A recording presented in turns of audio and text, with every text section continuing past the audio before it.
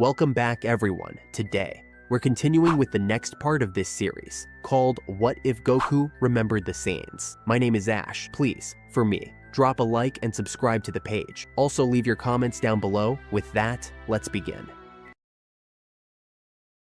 Vegeta stood alone in the wilderness, the barren landscape stretching endlessly under a crimson-tinged sky. He wasn't looking at anything in particular, just the sky, vast and indifferent. The defeat at Zarbin's hands still stung, more than any physical wound ever could. This wasn't the first time he'd faced defeat, but something about this loss gnawed at him. He'd always believed that once he ascended beyond a Super Saiyan, he'd be untouchable, unbeatable. Yet here he was, licking his wounds like a common soldier. "Father," a voice called softly from behind him. Vegeta stiffened, but didn't turn. "What do you want?" he asked coldly, his voice as sharp as the wind. Celia, his daughter, stepped forward, her boots crunching against the gravel. Her eyes were filled with a determination that matched his own, though her tone carried a gentleness Vegeta lacked. "I want you to come back to the lookout and stay with us. I don't need you or anyone else.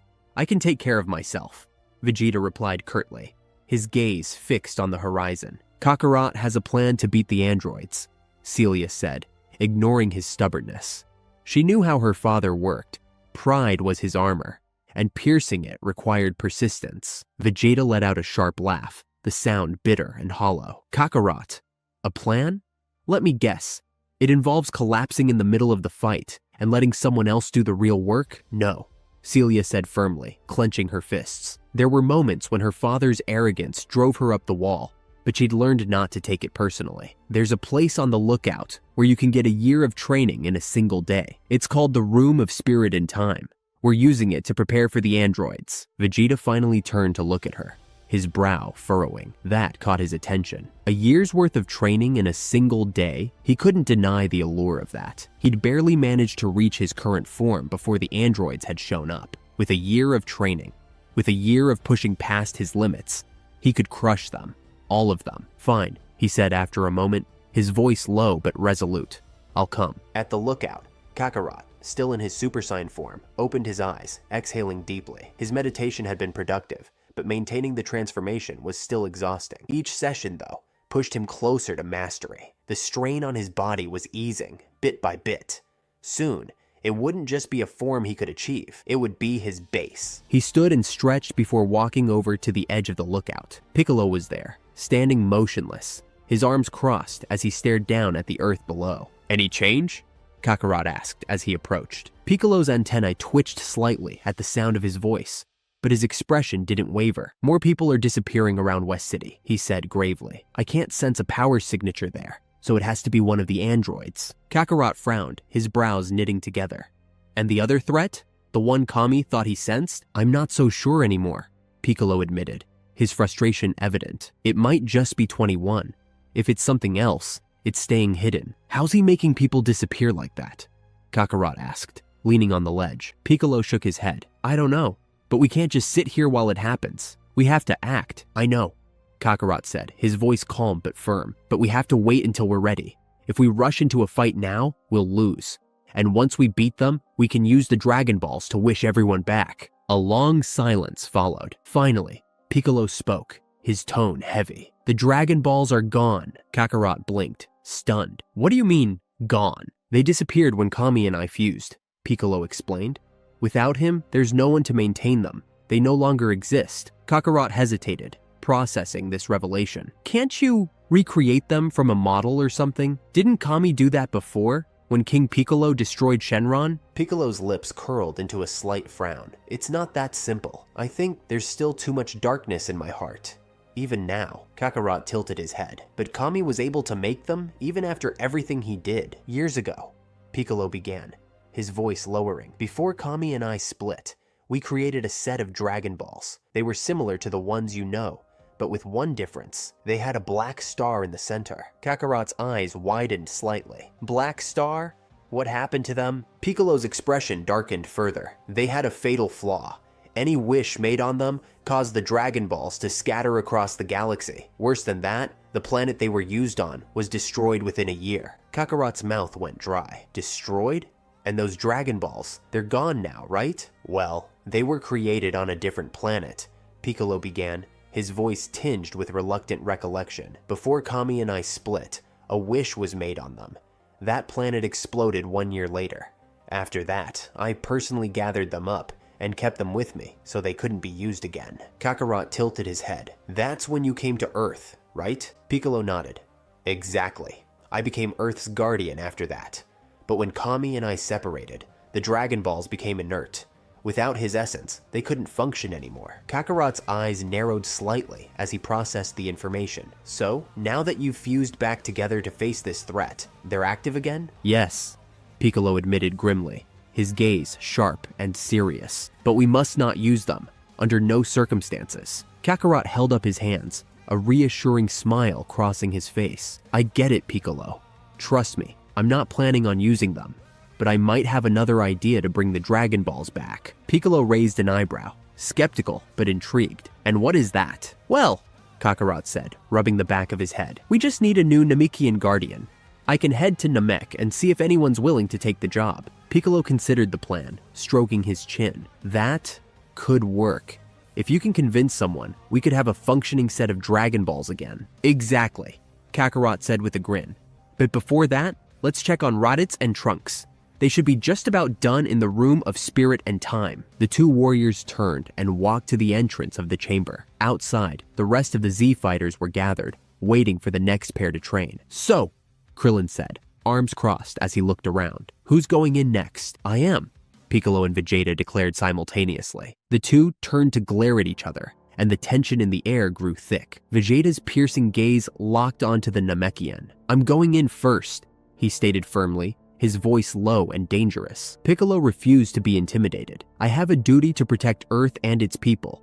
I'll train to ensure this threat is eliminated. All right, Kakarot said quickly, stepping between them before the argument could escalate. Two people can go in at once. Why don't you both go in together? I train alone, Vegeta growled. I don't need anyone slowing me down, Piccolo shot back. Kakarot held up his hands in exasperation. You don't have to train together. The chamber is huge. There's more than enough room for both of you to do your own thing. Vegeta's glare didn't waver, but after a moment, he muttered, Fine, Piccolo echoed, his tone equally curt. The tension was broken by a new voice echoing from the hallway. What's with all the yelling? Raditz stepped out, his long mane of hair swaying slightly with his movements. While his appearance hadn't changed much, anyone with a keen sense of power could tell he had grown significantly stronger. Kakarot smirked. Just Vegeta being Vegeta. How was your training? It went well, Trunks replied, stepping forward alongside his uncle. The young Saiyan had undergone a striking transformation. He'd grown taller, his violet hair longer and wilder, and his muscles far more defined. His aura radiated confidence. We're a lot stronger now, Trunks said, glancing briefly at Vegeta, who met his gaze with a proud, almost imperceptible smirk. Do we know where the androids are? Raditz asked, cutting through the brief moment of father-son connection. There was a disturbance in West City earlier, Piccolo said, but it's been quiet for now. We're still unsure. I've got a lead, Bulma chimed in, stepping forward with her ever-present tablet in hand. A farmer near Gingertown contacted Capsule Corp. Apparently, he found what he described as a time machine. She paused, letting the weight of her words sink in. The group fell silent, eyes widening. A time machine? Trunks repeated, his voice sharp. Are you sure? Bulma nodded. It matches the description of your machine, Trunks, but we'll need to see it for ourselves. Let's go check it out, Trunks said, his voice resolute. I'll go with you, Bardock said, stepping forward with a confident grin. Trunks hesitated, looking at his younger, but still intimidating, older brother. You sure you're up for it? Bardock's grin widened. I may not be as strong as you are now, but I'm no weakling. I'll stay here, Raditz said. If the androids attack somewhere else, I can use instant transmission to get there in time. Good plan, Kakarot said, his smile fading as he turned toward Bardock. But I'm not coming with you. Why not? Bardock asked. I've got another mission, Kakarot explained. I'm heading to Namek to find us a new guardian. Before anyone could respond, Kakarot raised 2 fingers to his forehead, closing his eyes in concentration. His body shimmered for a brief moment before disappearing entirely. Kakarot reappeared on Namek in a brilliant flash of light, landing in the center of a peaceful Namekian village. The emerald grass swayed gently in the breeze, and the twin suns bathed the landscape in a warm glow. A few Namekian children playing nearby stopped to stare, their wide eyes filled with a mixture of curiosity and awe. "Who goes there?" A deep, authoritative voice called out. Elder Mori stepped forward, his robes flowing behind him, his tall figure radiating wisdom and calm. "It's me," Kakarot said, with his usual easygoing smile, raising a hand in greeting. Recognition dawned on the elder's face. "Ah, Kakarot, the warrior who saved our planet from Frieza. It is good to see you again. What brings you back to Namek?" Kakarot's expression turned serious, though his tone remained polite. "Our planet's in danger. Some powerful androids have shown up, and our guardian, Kami, fused with Piccolo so they'd be strong enough to fight them." Elder Mori folded his arms, his face thoughtful. "You have helped us greatly in the past. If Earth is in peril, then we will do whatever we can to assist. I can send some of our strongest warriors to aid you." Kakarot shook his head quickly. "Thanks, but we've got plenty of fighters on Earth. What we really need is a new guardian. Without one, the Dragon Balls can't work anymore." "I see," Mori said, nodding slowly. "I understand now. You're seeking a new guardian for your world. That is no small request." He paused, then smiled faintly. "But I believe I know someone perfect for the role. Dende." Kakarot tilted his head. "Dende? Really?" "Yes," Mori replied. "Dende has always admired you and your son. He's spoken often of wanting to visit Earth since the last time you were here. Though young, he possesses wisdom and kindness beyond his years.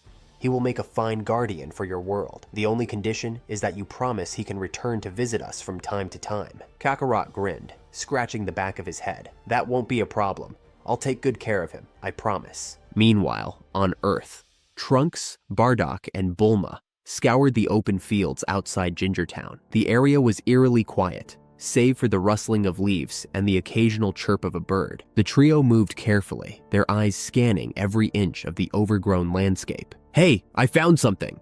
Bardock's voice rang out across the field. Trunks and Bulma rushed over to join him, stopping short when they saw what had caught his attention. Before them stood a time machine, almost identical to the one Trunks and Celia had arrived in, except for one glaring difference. A massive hole gaped in the canopy, the edges jagged and burnt. "It's my time machine," Trunks said slowly, his voice laced with confusion. "But that's impossible!" Bulma exclaimed, her brows furrowing. "I saw you put it back in your capsule when you got here. This has to be from another timeline." "Another timeline?" Bardock asked, frowning.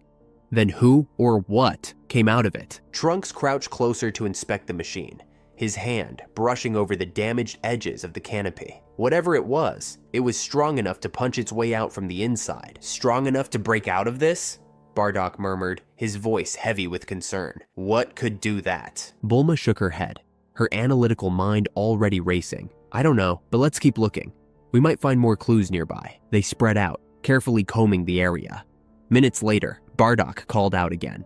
"I found something!" Trunks and Bulma hurried over to where Bardock stood, a short distance from the time machine. On the ground lay a large, cracked object, its surface rough and organic looking. "What is that?" Bulma asked, leaning in for a closer look. "It seems to be some kind of egg," Trunks replied, kneeling beside it. The center of the egg had a dried, slimy residue, suggesting it had hatched recently. "From the looks of it," Bardock said, glancing back at the overgrown time machine, "that thing has been here for at least 3 or 4 years." Bulma knelt beside the egg, pulling out a small sample jar. "There's significant overgrowth on the machine," she noted. "I'm going to take a sample of this egg. Maybe we can analyze it back at Capsule Corp and figure out where it came from and what might have hatched from it." Far away, on a sandy beach, the androids stepped off a boat, their boots sinking slightly into the warm sand. Before them stood a small pink house with a red roof, looking serene and untouched by the chaos they'd brought elsewhere. "So this is Master Roshi's house," 17 said, his voice cool and curious. 18 smirked slightly. "Doesn't look like much. Are you sure this is the place? I wonder if anyone's home," 17 mused. As if in answer, the door creaked open, and an old man with a long white beard stepped out, his sunglasses glinting in the sunlight. Master Roshi's expression turned wary as he took in the strangers on his beach. "Who's there?" he demanded, his voice steady but cautious. "It's the big bad androids," 18 said with a sly laugh, her voice carrying a teasing edge. Master Roshi stood frozen, his face unreadable, until a comical fountain of blood shot from his nose as his eyes locked on 18. She arched an eyebrow, crossing her arms, and tilted her head in disbelief. "What's wrong with him?" 17 muttered, giving Roshi a side glance. 18 sighed, noticing the old man's shameless ogling. "You're pathetic," she said flatly, but her tone carried more amusement than malice. Roshi snapped out of his daze, quickly wiping his nose and adjusting his sunglasses. "Where's Kakarot?" 17 asked, stepping forward, his voice calm but commanding. The old man straightened, trying to compose himself. "He's training to beat you," Roshi replied, his tone steady despite the tension hanging in the air. 18 smirked. "Well, we'd really like to meet him," she said. Roshi opened his mouth, about to utter something no doubt inappropriate, but quickly thought better of it. As much as his impulses threatened to take over, he wasn't suicidal, not with killer androids standing on his beach. "Don't worry about finding Kakarot," a chilling voice said from the shadows. Roshi spun around, startled. "Who's there?" he demanded, his voice trembling slightly. The figure stepped into the light, revealing its grotesque form. The creature was a towering 7 feet tall, its green, spotted skin glistening under the sun. Insect-like wings extended from its back, fluttering slightly, while a long, segmented tail with a stinger-like end swayed ominously behind it. "I'm the answer to Jero's ultimate problem," the creature said, its voice both smooth and menacing. "Cell!" Roshi whispered, his blood running cold. "And how are you the answer?" 17 asked, his voice steady, but his stance shifting subtly into a defensive posture. Cell chuckled, his lips curling into a sinister grin. "I am Jero's ultimate creation, but I'm not yet complete. To reach my final form, I must absorb the power cores of 17, 18, and 21. "Well, I don't want to be absorbed," 17 shot back, his voice tinged with defiance. "So why don't you buzz off?" Without warning, 17 launched himself at Cell, his fist hurtling toward the bio-android's face. Cell didn't flinch. His hand shot up, catching 17's wrist effortlessly. "Bold of you to volunteer to be first," Cell said, his voice brimming with dark amusement. Cell's tail whipped around, its tip splitting open like a grotesque flower. The appendage darted toward 17. "Run!" 16's booming voice broke through the chaos. "I'll hold him off!" 18 hesitated only for a moment before taking off into the sky, her form a blur as she fled. Behind her, the ground shook violently, and she could feel Cell's energy spiking. The bio-android's muscles bulged grotesquely as he absorbed 17, his form shifting. His face became more human-like, his feet changing from their insect-like shape to something resembling shoes. He flexed his fingers, testing his new strength. Cell turned his gaze skyward, a predatory gleam in his eyes. "You won't get far," he muttered, preparing to pursue 18. "Stop!" 16 said, stepping forward. His voice was calm, but his movements were deliberate as he positioned himself between Cell and 18's path of escape. Cell turned, his amusement evident. "And who's going to stop me? You?" "I will," 16 said simply, his gaze unyielding. Cell laughed, a deep, mocking sound that echoed across the beach. Brave words from a machine. 16 didn't respond. He merely advanced, his mechanical body emitting a faint hum of energy. The two met halfway, and Cell struck first, backhanding the larger android with terrifying force. 16 staggered back, the impact splitting his metal plating and exposing wires in his head. He fell to the ground, motionless. "Well, that was disappointing," Cell said with a smirk, turning back toward 18's retreating energy signature. "Leaving so soon?" a voice called from behind him. Cell stopped, his wings twitching slightly. He turned to see Raditz standing there, his arms crossed and a confident smirk on his face. "I figured you'd at least want to try out that new body against a worthy warrior," Raditz said, his tone dripping with challenge. "And you're worthy?"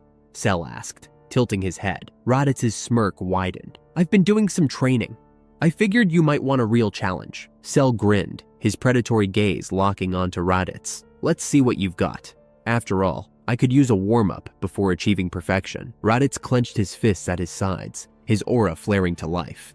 In an instant, his dark hair flashed golden, his eyes shifting to a piercing turquoise. His power surged, causing the ground beneath him to crack, but he didn't stop there. Raditz pushed further, his muscles bulking up as his energy continued to rise. The wind whipped around him violently, carrying his immense power through the air. Cell's grin grew wider, his voice low and eager. "I see this will be a good fight indeed." Cell made the first move, charging at Raditz with a powerful right cross. The air cracked from the force of his punch. Raditz, now an ascended Super Saiyan, raised his forearm with practiced ease and blocked the blow. His expression remained calm, betraying no effort. Undeterred, Cell pressed the attack, throwing a flurry of punches and kicks, each aimed at exploiting any perceived weakness in Raditz's defenses. Yet, time and again, Raditz effortlessly parried, dodged, or deflected the strikes. The sharp sound of their clashing blows reverberated through the air like a symphony of destruction. Cell's mind raced as he fought.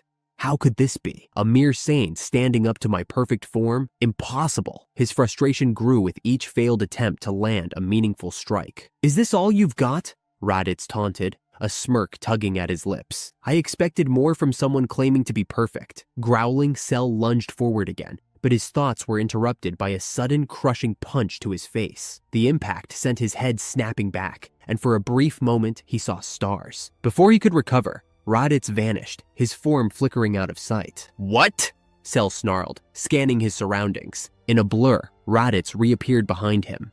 With both fists clenched together, he delivered a devastating double axe handle strike to the back of Cell's head. The bio-android was launched downward like a comet, crashing into the ocean below with a colossal splash. Waves erupted outward, swallowing the surrounding area in a turbulent fury. Raditz floated above the water, his eyes sharp and searching. He couldn't sense Cell's energy signature anymore, a skill the android had perfected to mask his presence. The calm surface of the ocean reflected the rising tension. Raditz's jaw tightened as he scanned the vast expanse below. "Where are you, you slimy freak?" he muttered, his tone laced with irritation. Far above Earth, at the lookout, Kakarot appeared in a flash of light, a young Namekian boy standing beside him. The air was serene, a stark contrast to the chaos unfolding elsewhere. "You're back," Mr. Popo greeted warmly, stepping forward with his usual composed demeanor.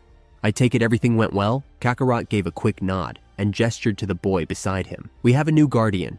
Everyone, meet Dende." From across the lookout, Bardock's eyes widened, and he hurried over with a wide grin. "Dende, it's been a while. Good to see you, kid." "It's good to see you too, Bardock," Dende replied, bowing respectfully. Despite his youth, his voice carried a certain wisdom, an echo of his responsibilities. Yamcha crossed his arms, eyeing the small Namekian skeptically. "Isn't he a little young for this? Are we sure he's up for the job?" Kakarot's expression didn't waver. "Elder Mori said Dende's extremely talented for his age. If he says Dende can do it, I believe him." Bardock, still beaming, chimed in. "Can you really make Dragon Balls?" Dende nodded confidently. "I should be able to create a new set within 100 days. Kakarot, ever direct, scratched the back of his head. "We were actually hoping they could be ready sooner." The young Namekian paused, considering the request. "If you have the old dragon model, I can reactivate them immediately." Bardock's eyes lit up.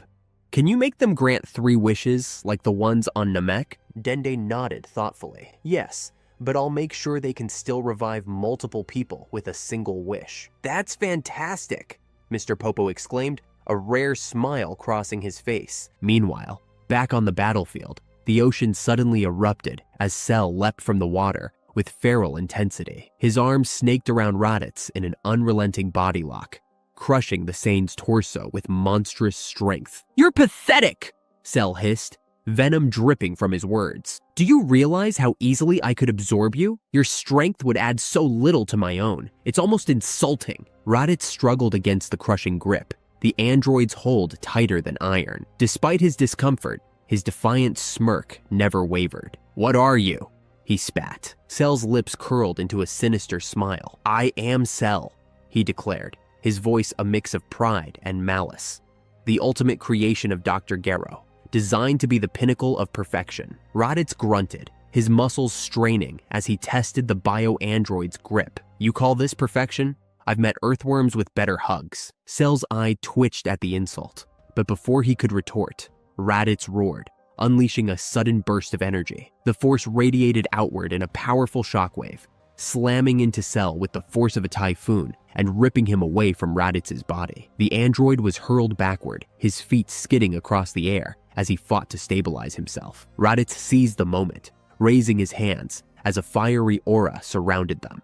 Energy crackled and sparked around his fingers as he drew back, his voice booming across the battlefield. "Double Sunday!" he bellowed, releasing twin beams of brilliant energy straight toward Cell. The twin beams of Raditz's Double Sunday attack tore through the sky like lances of pure destruction, slamming into Cell with a deafening explosion. The impact sent the bio-android hurtling backward through the air, his body crashing into a nearby island with the force of a meteor. The collision shook the ground, leaving a massive crater in its wake, the surrounding terrain cracked and smoldering from the sheer energy of the blast. Raditz descended to the ground, his chest heaving as he struggled to catch his breath. The power of this ascended Super Saiyan form was immense, but the toll it took on his body was equally severe. He clenched his fists, willing himself to remain steady despite the exhaustion creeping in. From the depths of the crater, a figure began to stir. Cell emerged, his form battered and mangled. The entire right side of his body was gone,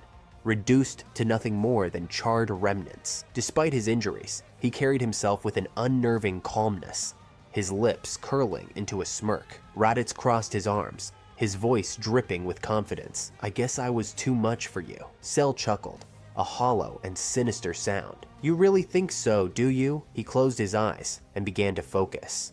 In mere seconds, the parts of his body that had been obliterated started to regenerate, sinews and muscles weaving themselves back together with unnatural precision. Within moments, he stood whole again, as if Raditz's attack had never landed. "You still don't get it," Cell said, his voice tinged with mockery. "I am the pinnacle of perfection." Raditz narrowed his eyes, studying the android's movements carefully. "You're stalling," he said flatly. "That last attack took more out of you than you want to admit. Sure, you can regenerate, but I've seen that trick before. It's not limitless. It drains energy. Energy you'll eventually run out of. I just hope I don't run out first," Raditz thought grimly, keeping his expression steady. Cell tilted his head, his grin widening. "Clever deduction. You're right, of course. My energy isn't infinite, but even now, I see the truth. I'll need my perfect form to face you properly. Without it, you're proving to be a worthy challenge, Saiyan." "Not happening," Raditz shot back immediately, his voice sharp. "Maybe Vegeta would have let you play your little games, but I'm not falling for it. If you're looking for someone to humor you, you've come to the wrong Saiyan. I'm ending this now." Cell's confident facade faltered for a split second. His mind raced. Raditz wasn't like the others. There was no pride he could exploit, no ego he could manipulate. If he couldn't buy time through words, he'd have to rely on more devious tactics. Raising his hands to his forehead, Cell smirked. "Fine then, let's see if you can handle this." "Solar flare!" Cell shouted, unleashing a blinding flash of light. The intense brightness engulfed the battlefield, forcing Raditz to shield his eyes as pain seared through his vision. When the light finally subsided, Raditz blinked rapidly, trying to clear his blurred vision. His instincts screamed danger, but as he scanned the area, Cell was nowhere to be found. "Damn it!" Raditz growled, his frustration boiling over. Where did he go? Unbeknownst to him, Cell had submerged himself beneath the ocean, his energy suppressed to an almost undetectable level. Deep below the surface, he gazed up at Raditz's shadow above the water, a sinister grin spreading across his face. "Just wait, little Saiyan," Cell thought, his tone laced with malice. "Once I reach perfection, you'll learn what it means to face true power." At the lookout, the tension was equally palpable. Bulma emerged from her makeshift lab, a datapad in hand, and a grim expression on her face. "I've found some answers," she announced, her tone heavy with concern. Kakarot turned to her, his brows furrowed. "About what?" Bulma crossed her arms, glancing at the others gathered around. "About that thing we found, the egg. I analyzed the goo that was inside it, and the news isn't good." "What is it?" Bardock asked, stepping closer, his sharp gaze locking onto her. Bulma sighed, holding up the datapad. "It's composed of genetic material from some of this world's strongest fighters. I was able to identify DNA matching both Kakarot and Bardock. There's also additional Saiyan DNA, and several strains that are alien in origin." Raditz chose that moment to appear on the lookout, his expression grim. "His name is Cell," he said, his tone low and serious. "I fought him. His energy is strange. At times, it felt like Frieza. Other times, like Piccolo. But after he absorbed the android, he developed a unique signature of his own. Kakarot's eyes widened. He absorbed an android? Yes, Raditz said, his voice firm.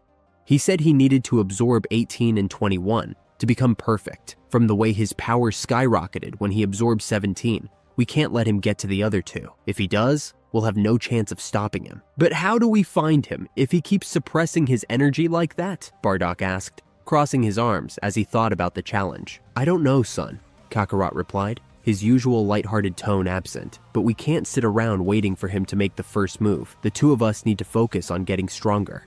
So when we do find him, we'll actually stand a chance. Raditz glanced at his father and younger brother, nodding grimly. We can't afford to waste time.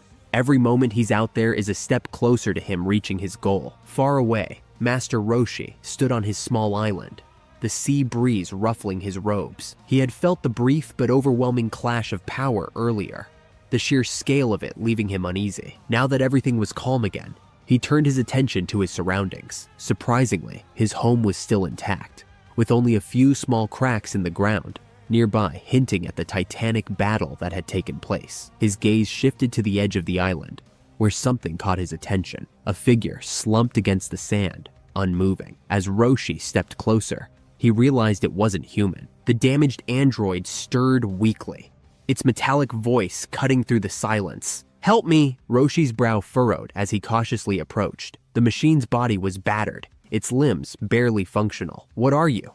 Roshi asked, his tone wary. I am Android 16, the machine replied, its tone calm despite its condition. I was created to destroy the one you know as Kakarot. Roshi took a step back, his expression darkening. Then, why would I help you? 16 looked up, its eyes glowing faintly. I only wish to destroy the one known as Cell, it said. He is a threat to all life on this planet. I have come to appreciate the beauty of Earth, and I want to protect it. If you repair me, I will fight alongside you to stop him. And what about Kakarot? Roshi pressed, his gaze narrowing. Are you still planning to go after him once Cell is gone? 16 hesitated briefly, then replied, I will restrain myself until Cell is defeated. After that, I will leave the people of this planet out of Dr. Gero's grudge against Kakarot. That is my promise. Roshi stroked his beard, his eyes narrowing as he weighed the android's words.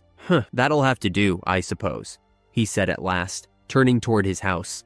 Stay here. I know someone who can fix you up. The old master shuffled inside and reached for his phone, dialing a number with practiced precision. When the line connected, he spoke quickly. Bulma, it's me. I've got one of the androids here, and it wants to fight against Cell. Can you send someone to pick it up? Yeah, I'll send someone to get him, Bulma said over the phone. She hung up and turned back to the others gathered on the lookout. Who was that? Kakarot asked, curious. It was Roshi, Bulma replied, placing her hands on her hips. Apparently, one of the androids wants to defect and help us fight Cell. Are we sure we can trust him? Raditz asked, his tone skeptical. No, Bulma admitted, but we could use the help. Besides, I'd love the chance to study one of Gero's androids up close. It could give us valuable information about Cell and how to beat him. I'll go get him then, Kakarot said, raising 2 fingers to his forehead to use instant transmission. Wait! Bulma interjected quickly. You should stay here, Kakarot frowned. Why? I can be there and back in no time. Bulma crossed her arms, raising an eyebrow. You're the one he was programmed to kill, remember? Sending you isn't exactly the best idea. Besides, Vegeta and Piccolo will be out of the time chamber soon, and you'll need to go in after them to be ready for Cell. Or Zarbin, if he shows up. Kakarot hesitated, then let out a reluctant sigh. Fine. But who's going then? Raditz stepped forward, his expression resolute. I'll go.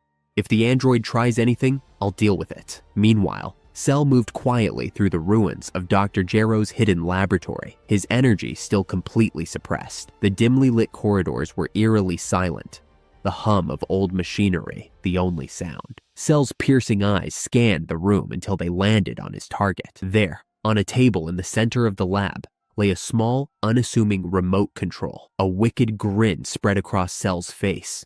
Perfect, he thought. Gero kept the remote in this timeline. The device was more than just a simple shutdown mechanism for androids 18 and 21.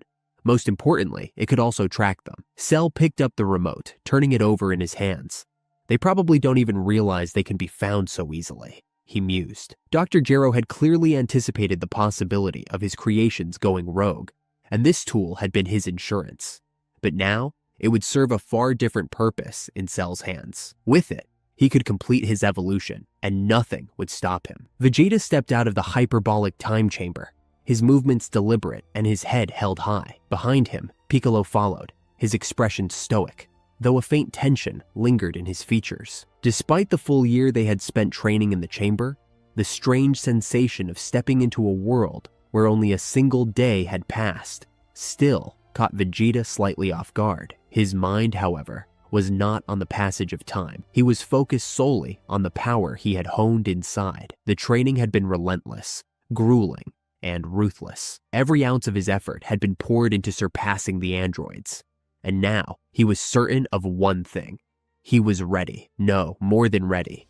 His strength was unparalleled, and he welcomed the chance to prove it. "Welcome back, Father," Celia greeted, her voice warm but with a hint of formality. Her gaze scanned Vegeta, trying to gauge how much he had changed during his time away. "How was your training?" Vegeta's sharp eyes turned to her briefly, his expression unreadable. "It is not to be discussed," he said curtly. "The last thing I need is Kakarot stealing ideas from me." Kakarot grinned, completely unfazed by the remark. "Well, I hope it went well, but I think I'll manage just fine on my own." He turned to Bardock, his tone becoming more serious. "Come on, Bardock. There's no time to waste. Let's get to it." Without further delay, Kakarot and Bardock entered the chamber, the massive doors shutting behind them with an ominous finality. Outside, the others quickly caught Vegeta up on what had transpired in his absence. Far across the world, Cell moved through the bustling crowd of a large shopping mall like a predator stalking its prey. His energy remained suppressed, making him invisible to anyone trying to sense him. The bio-android's every movement was calculated, his focus locked on the signal from the device he had taken from Dr. Gero's lab. Android 18 had done her best to blend in, but it didn't matter. The device had led Cell straight to her. She was close now, so close that he could almost taste the perfection he craved. 18 barely had time to register the threat before Cell struck. He moved with a speed that defied comprehension, appearing before her in an instant. She spun around, her combat instincts kicking in, but the bio-android was far too powerful. "Cell!" she spat, immediately leaping into an attack. Her fists blurred as she launched a flurry of strikes, each aimed with precision and power, yet every blow was blocked effortlessly. "You should have stayed hidden," Cell sneered, his voice cold and mocking. "But I suppose it wouldn't have mattered. You're mine now." 18's defiance was admirable, but futile. Cell expanded his tail, the grotesque appendage stretching unnaturally as it coiled around her. Despite her fierce struggle, she was pulled into the tail's opening, engulfed completely. Her muffled cries of resistance faded as Cell absorbed her. The transformation began immediately. Cell's energy exploded outward, the sheer force of it shattering windows and sending debris flying in every direction. People in the mall screamed and scattered, desperate to escape the chaos. His body began to shift, his roughly humanoid appearance becoming sleeker and more refined. His exoskeleton grew more streamlined, resembling a suit of armor. His face transformed, the greenish hue fading to a pale, almost human-like white. "Now that's better," Cell said, his voice richer and smoother than before. He flexed his fingers, testing his newfound power as it surged through him. The city around him trembled under the weight of his energy, and with a final surge, the force of his transformation leveled the entire area, leaving nothing but ruins. Amid the devastation, the small remote lay miraculously intact. Cell picked it up, his grin widening. "Now, to find the last one," he said, his voice brimming with anticipation. Back at the lookout, Vegeta's head snapped up as he sensed the sudden spike in power. His lips curled into a smirk. "So, it's finally happened," he said, more to himself than to the others. "What?" Piccolo asked sharply, already sensing the enormous energy signature as well. "Cell's power," Vegeta replied, his voice tinged with excitement. "It's incredible. I may actually have a challenge after all." "You fool!" Piccolo snapped, his tone laced with anger. "Don't you realize how overwhelming that power is? This isn't a game, Vegeta. That thing could destroy us all." Vegeta turned to him, his smirk deepening. "You're so blinded by your own mediocrity that you fail to see what this means. A truly powerful warrior has been born, and I will be the one to destroy him. I'll prove, once and for all, that I am the strongest in the universe." Without another word, Vegeta blasted off, a streak of light tearing across the sky as he sped towards Cell. "Are you going after him?" Celia asked Piccolo, watching Vegeta's trail vanish into the horizon. "No," Piccolo said after a moment, his expression grim. "As much as my power has grown, it's nowhere near enough to take on Cell." "What about my father?" Celia pressed. "Can he stop him?" Piccolo hesitated before answering. "He's much stronger than I am. If anyone has a chance, it's him, but I wouldn't count on it." Trunks stepped forward, his fists clenched. "Then what can we do?" Piccolo turned to him, his eyes narrowing. "We can try to stop Cell from reaching the last android. If he absorbs 21, it's over. There won't be anyone left who can stop him." "Any idea where to look?" Trunks asked. "There's a disturbance in North City," Bulma said as she walked up, holding a small portable TV. She turned it on, revealing live footage of chaos in the city. The screen showed Android 21 wreaking havoc, attacking civilians indiscriminately. "Let's go," Trunks said, determination blazing in his eyes. "Cell's on the other side of the world. We can get to 21 first. Let's just hope Vegeta buys us some time," Piccolo added, his tone somber. "I'll tell Raditz to meet you there when he gets back," Bulma said. Piccolo nodded. "Then let's move. I could use another round with Big and Ugly." Cell floated above the massive crater where a city once thrived, his arms folded behind his back, his gaze fixed on his hands. A wicked smile spread across his face as he flexed his fingers, the sheer power coursing through his body intoxicating. Every fiber of his being radiated dominance. With a single blast, he could erase the entire planet if he wished. Of course, that had been within his reach even before absorbing the androids. But that wasn't the point. Cell wanted more than mere destruction. He wanted the thrill of battle, the satisfaction of testing his might against the universe's strongest fighters. And above all else, he wanted perfection. The drive to absorb all the androids and ascend to the pinnacle of power was deeply ingrained in his very existence. Only as a perfect being would he fulfill his purpose. He glanced down at the remote still clutched in his hand. It was unscathed, remarkably intact, despite the destruction surrounding him. The smirk on his face widened. "I have you now," he murmured, his voice dripping with malice. "It's only a matter of time, 21. Before he could act further, a sharp, arrogant voice cut through the air behind him. "Not so fast!" Cell's head tilted slightly, recognizing the tone. It was cocky, self-assured, and unmistakably Saiyan. "So, you caught up?" he asked, turning with a lazy confidence. To his surprise, it wasn't Raditz he saw floating above the ruins.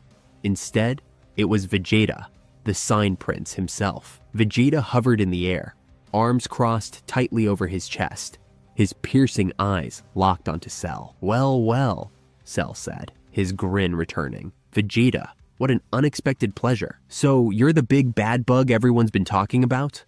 Vegeta said coolly, his smirk mirroring Cell's. He tilted his head slightly, surveying the bio-android with disdain. "I can't say I'm impressed. Still as cocky as ever, I see," Cell replied, his tone amused. "Don't worry, I'll enjoy beating that arrogance out of you." Vegeta uncrossed his arms, letting them fall to his sides as he clenched his fists. "No, Cell. The only one getting beaten today is you." "Then by all means," Cell said, extending one arm in a mock gesture of invitation. "Show me what you've got.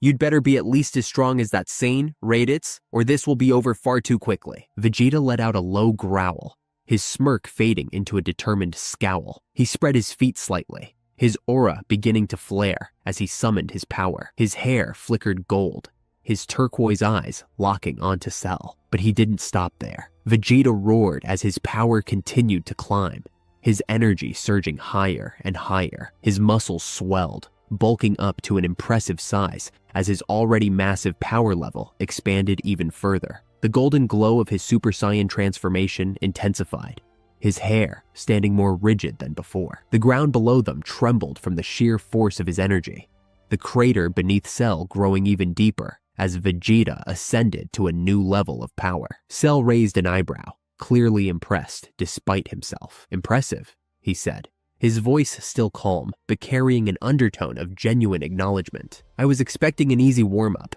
but it seems you might be able to give me a real fight after all." Vegeta bared his teeth in a grin. "Oh, I'll give you more than a warm-up. Without another word, he launched himself at Cell with incredible speed, the air around him cracking like thunder. On the other side of the planet, Android 21 floated above North City, laughing as he unleashed another energy blast into the crowded streets below. He could have easily destroyed the entire city with a single attack, but where was the fun in that? He preferred to pick his targets individually, watching his blasts hunt them down before detonating. The chaos and fear in the humans' faces amused him to no end. For several days now, 21 had been searching for the so-called protectors of Earth, hoping to draw them out and destroy them one by one. Yet to his annoyance, they had evaded him. But patience, he reminded himself, was a virtue. He knew it was only a matter of time before they came running to him, desperate to protect their precious humans. As he prepared another blast, his head tilted sharply, and his smile faltered. He sensed a massive power level on the other side of the planet, his brow furrowed in confusion. It felt strange, like multiple energy signatures blended together into one. For a moment, he wondered if it could be some kind of fusion technique, but no, it was even stronger than that would suggest. Moments later, a second energy joined the first, and 21's eyes widened slightly. This one he recognized immediately. Vegeta?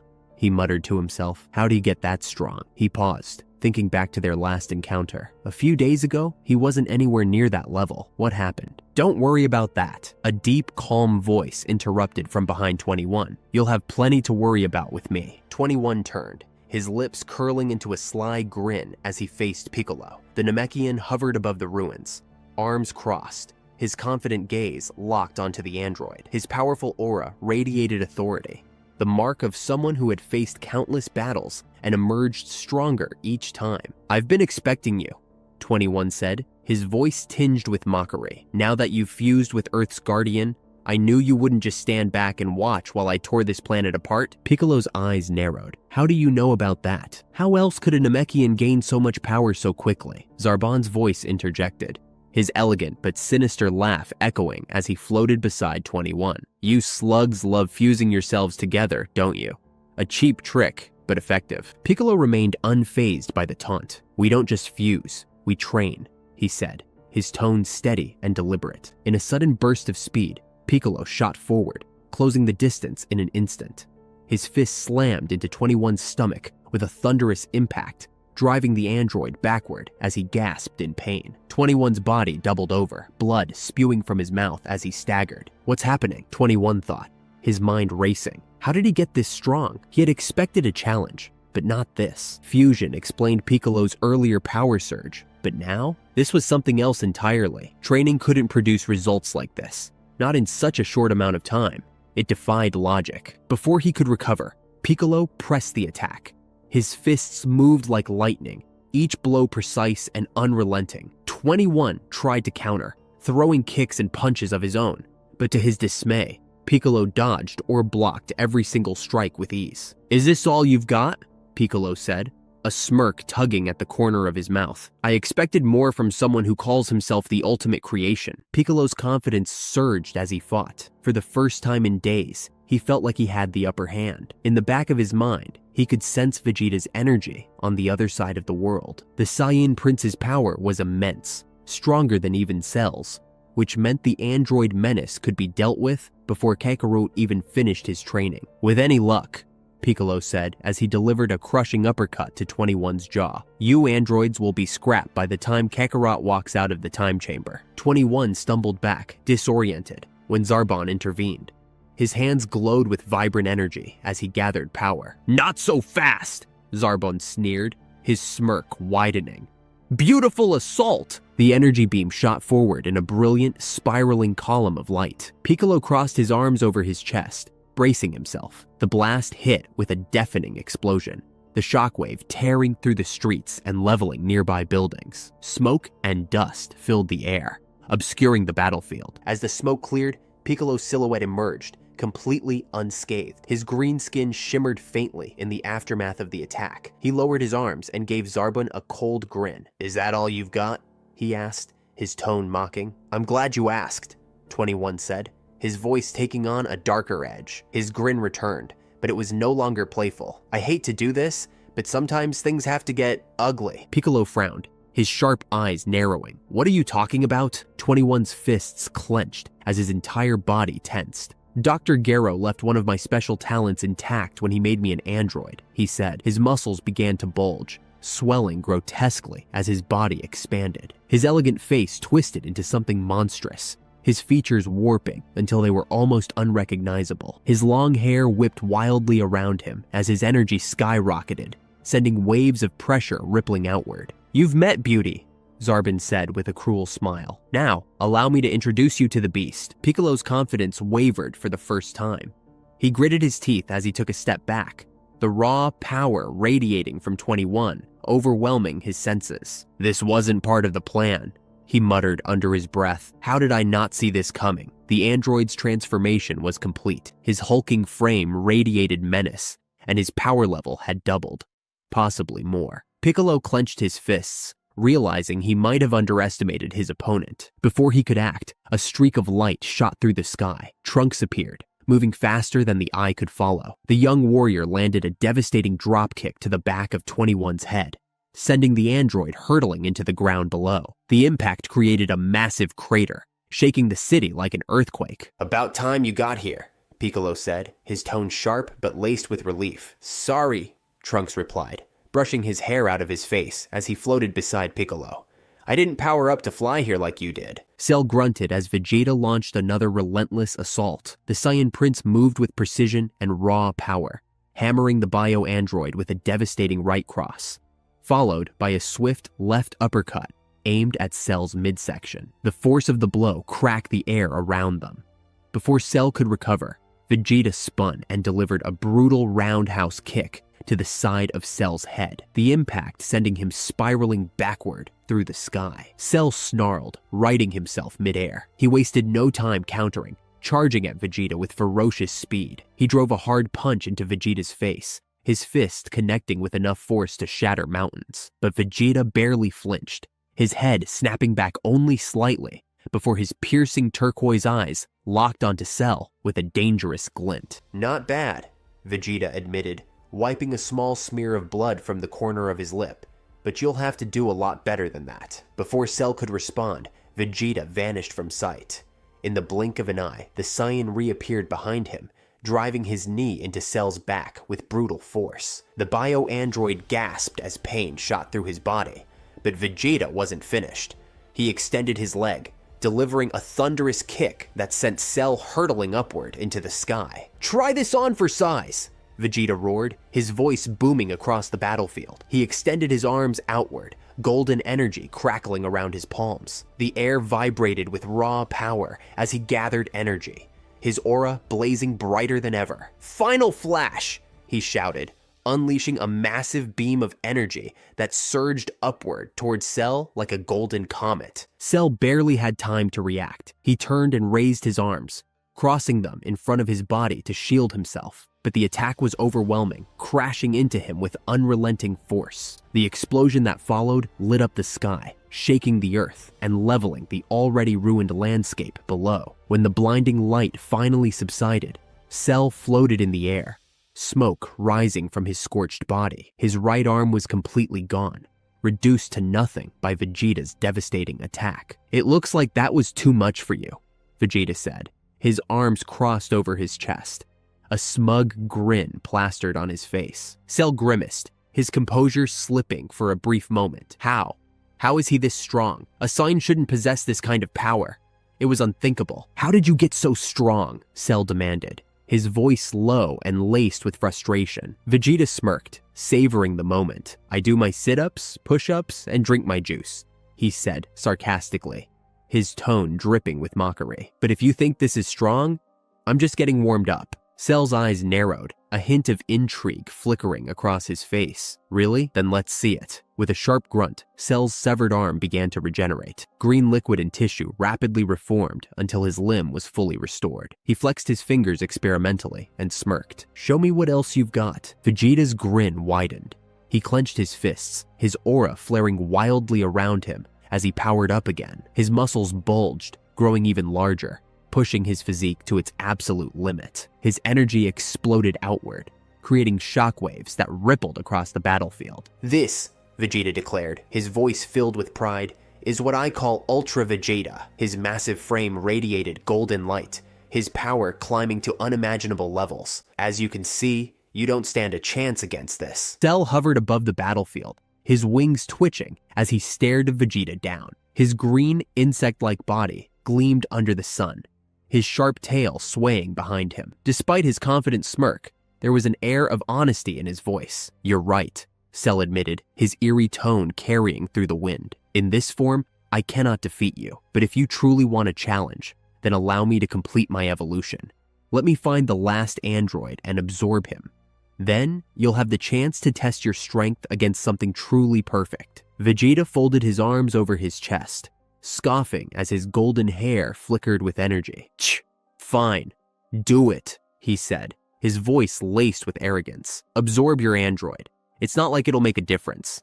You'll still be nothing compared to me. Cell grinned, his red eyes flashing with amusement. Oh, you'll regret those words, Prince of all Saiyan. Trunks clenched his fists, his heart pounding as he slammed his knuckles into 21's face. The impact sent the android hurtling through the sky, away from the ruined city below. Without wasting a second, Trunks thrust his hands to his side, blue energy swirling between his palms. Kamehameha! The beam roared forward, a pillar of destructive energy ripping through the sky toward its target. The attack struck without resistance, but before Trunks could celebrate, the light suddenly flickered and vanished, absorbed entirely. A deep, sinister chuckle echoed in the air. You never learn, do you?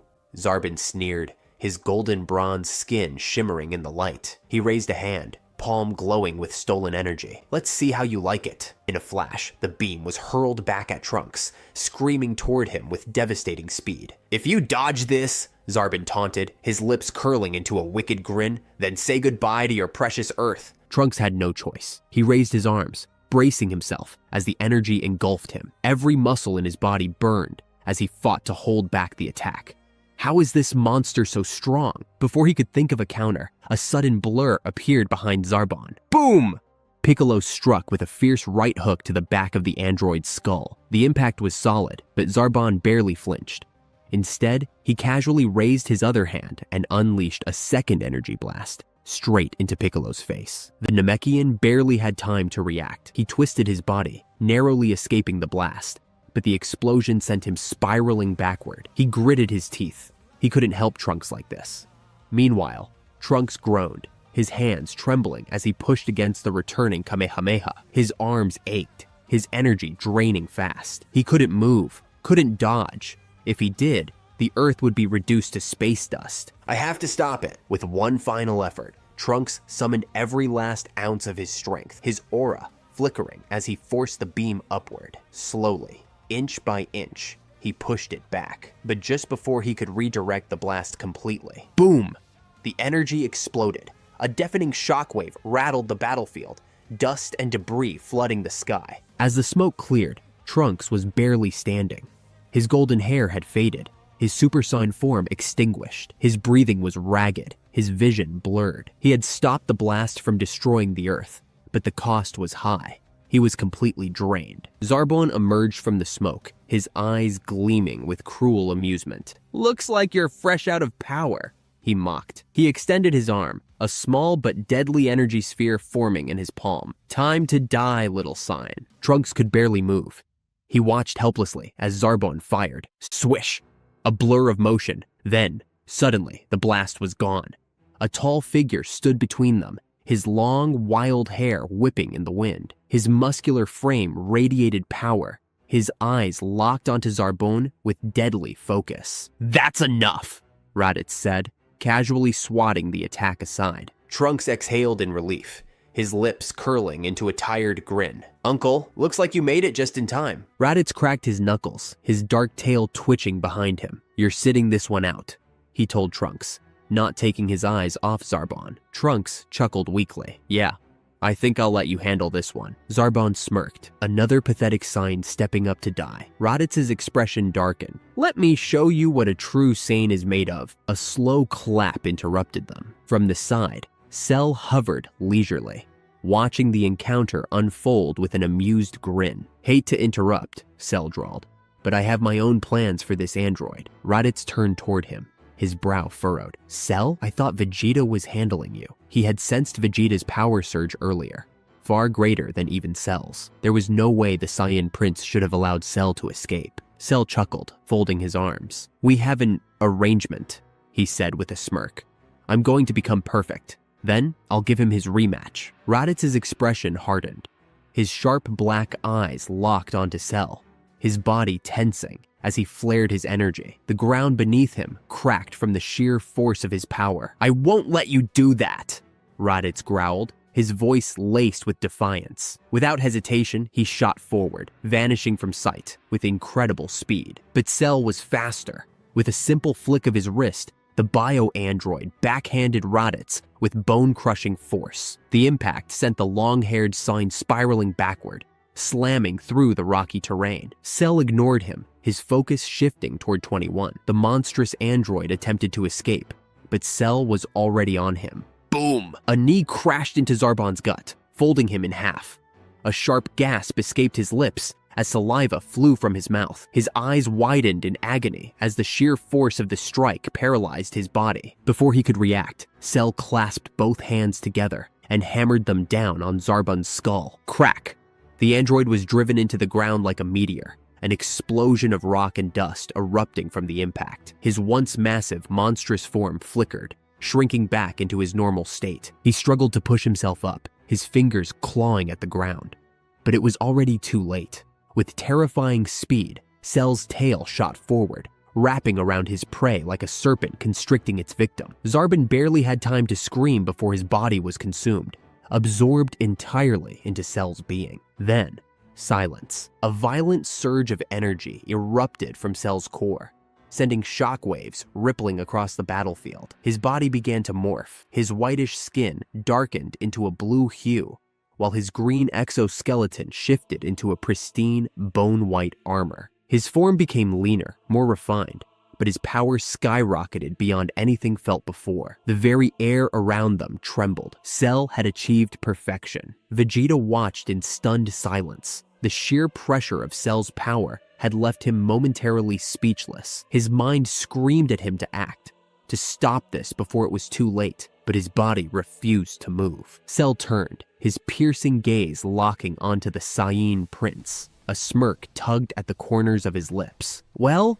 Cell taunted, go on, Vegeta, take your best shot. Vegeta clenched his fists, his pride flaring as his aura roared to life. Lightning crackled around his muscular frame as he ascended into his Ultra Super Saiyan form. His golden hair stood on end, his muscles bulging unnaturally from the immense power coursing through his veins. Without hesitation, he launched himself at Cell, his speed tearing through the air like a missile. Boom! Boom! Boom! A relentless barrage of kicks and punches rained down on Cell, each strike strong enough to shatter mountains. Vegeta gave everything he had, his attacks precise, ferocious, fueled by years of warrior instinct. But Cell dodged effortlessly. Vegeta's fists swung through empty air as Cell weaved between his attacks with unnatural grace, his smirk never fading. Every missed strike only fueled Vegeta's frustration. He roared in fury, increasing the speed and intensity of his assault. But no matter what he did,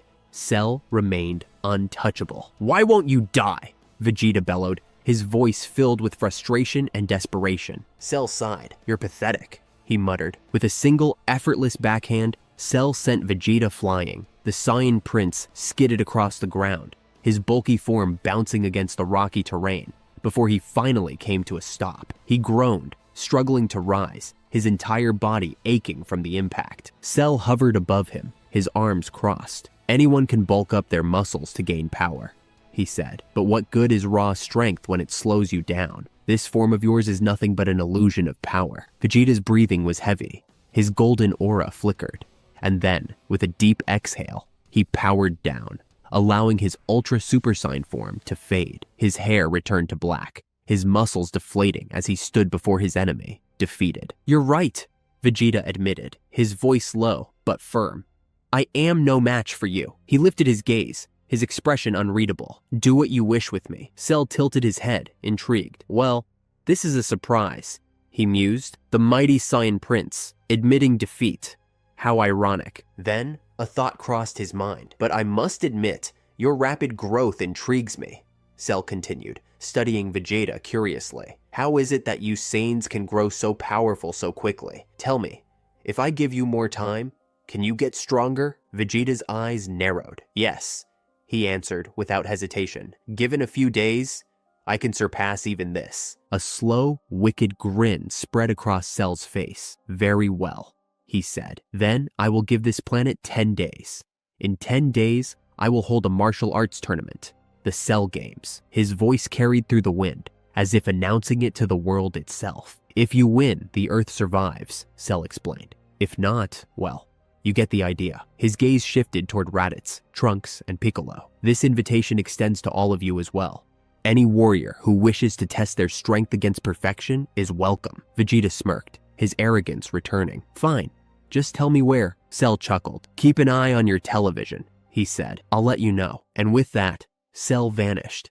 Atop the lookout, Bulma was hard at work, her fingers expertly maneuvering through the circuits of Android 16. She wiped a bead of sweat from her brow, focusing intently on the repairs. Then, a small beep echoed from her wristwatch. She paused, glancing at the device. It's time for Kakarot and Bardock to come out of the hyperbolic time chamber, she muttered to herself. It had been hours since the battle with Cell. The world was in chaos, but at least, for now, things were stable. A small part of her felt relieved. After 2 years of training in that chamber, Kakarot would surely have the power to stop Cell. A sudden presence appeared behind her. Hey, baby, a familiar voice teased, followed by 2 hands gently covering her eyes. Guess who? Bulma smiled. Kakarot, she answered. But shouldn't you still be in the chamber? She turned around, and there he was, still in his Super Saiyan form, yet completely at ease. Unlike before, his aura didn't rage wildly. Instead, it felt controlled,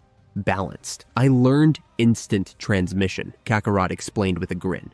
He pulled her close, pressing his lips to hers. I've missed you. Bulma was taken aback for a moment, but quickly melted into the kiss. When she pulled back, her sharp blue eyes studied him. So, I take it the training went well? Kakarot chuckled. Yeah, we shouldn't have any problems now. Her smile faltered. Cell absorbed all the androids. I know, Kakarot said.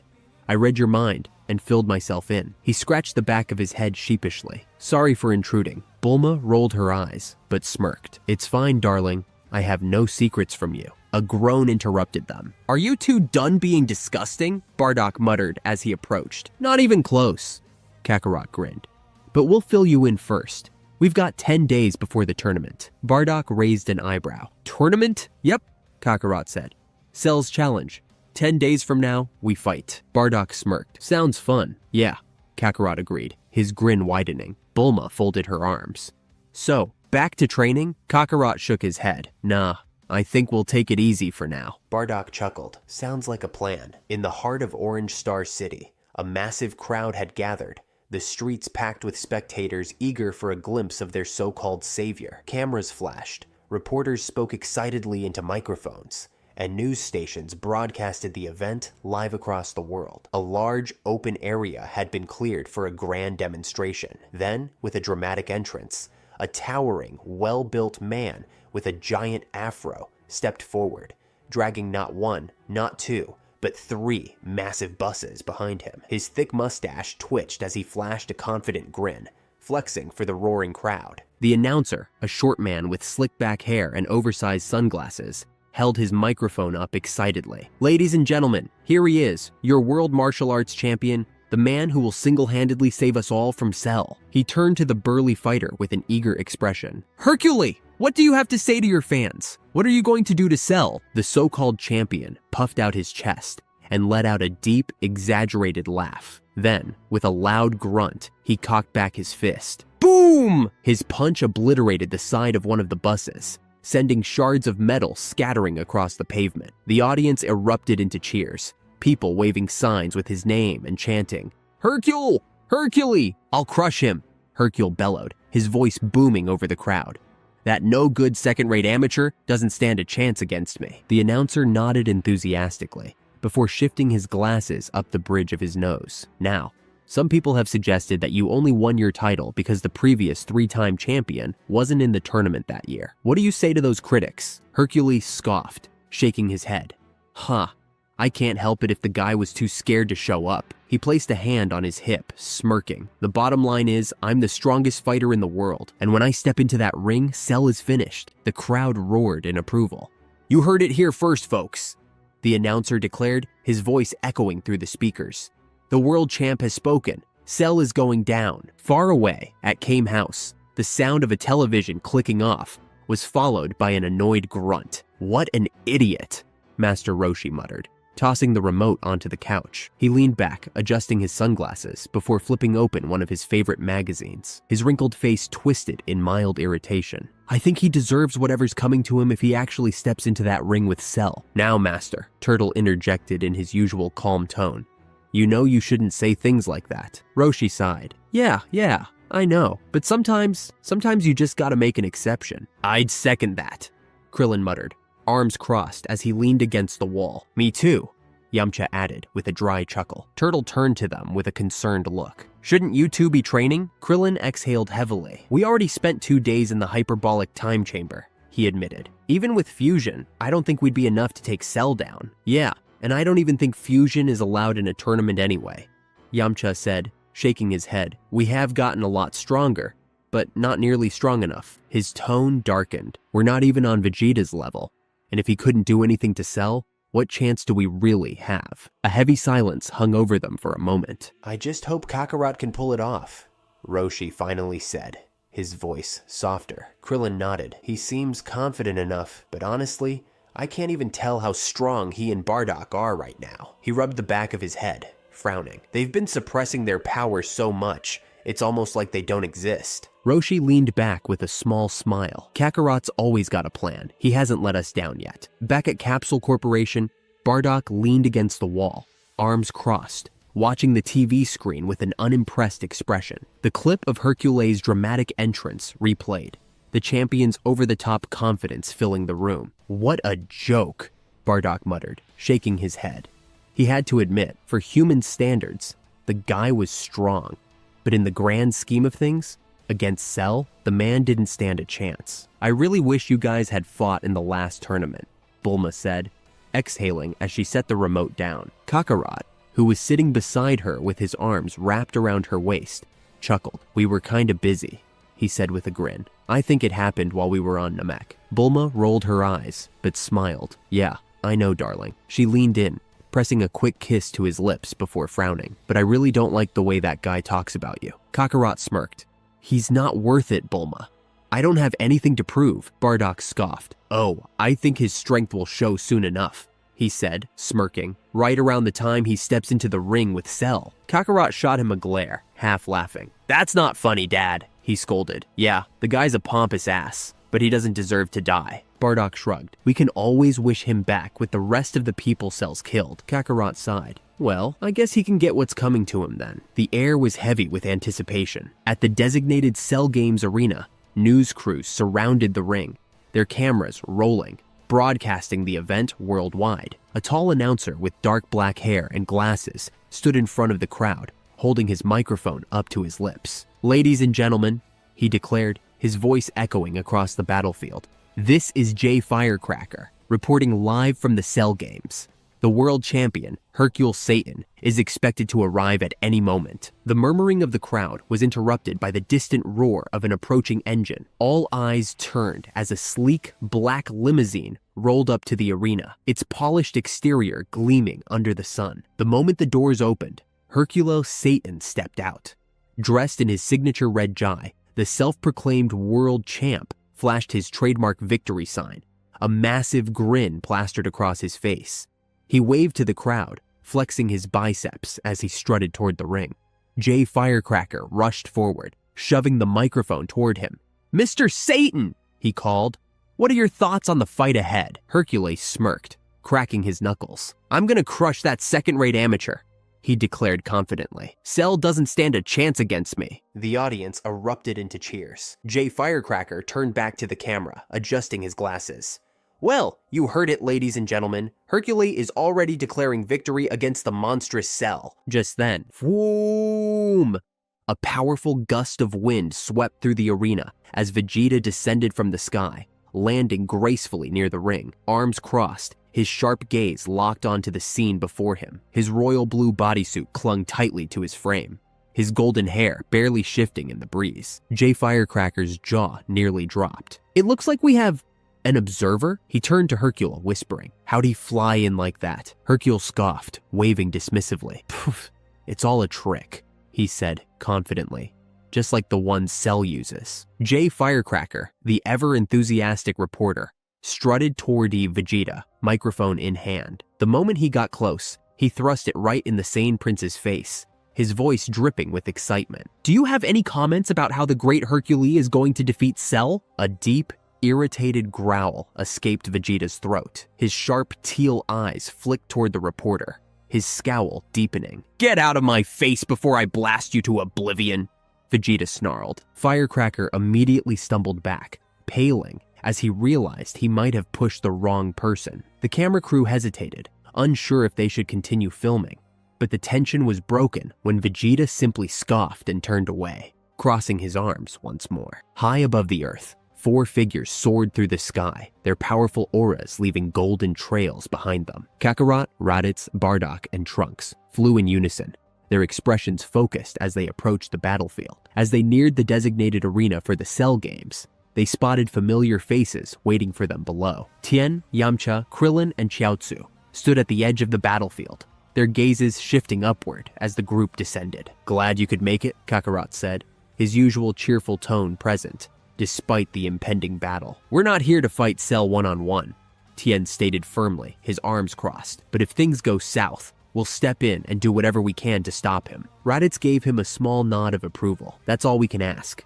he admitted. Then, with a slight smirk, he added, "I guess at that point, the rule against fusion wouldn't matter." Krillin stepped forward, rubbing the back of his head. "Are you sure you guys don't want us to teach you the fusion technique?" he asked. "I mean, let's be real. If you and Kakarot fused, Cell wouldn't stand a chance." Kakarot and Raditz exchanged glances before speaking in perfect unison. "Saiyans fight alone," Yamcha blinked, utterly baffled.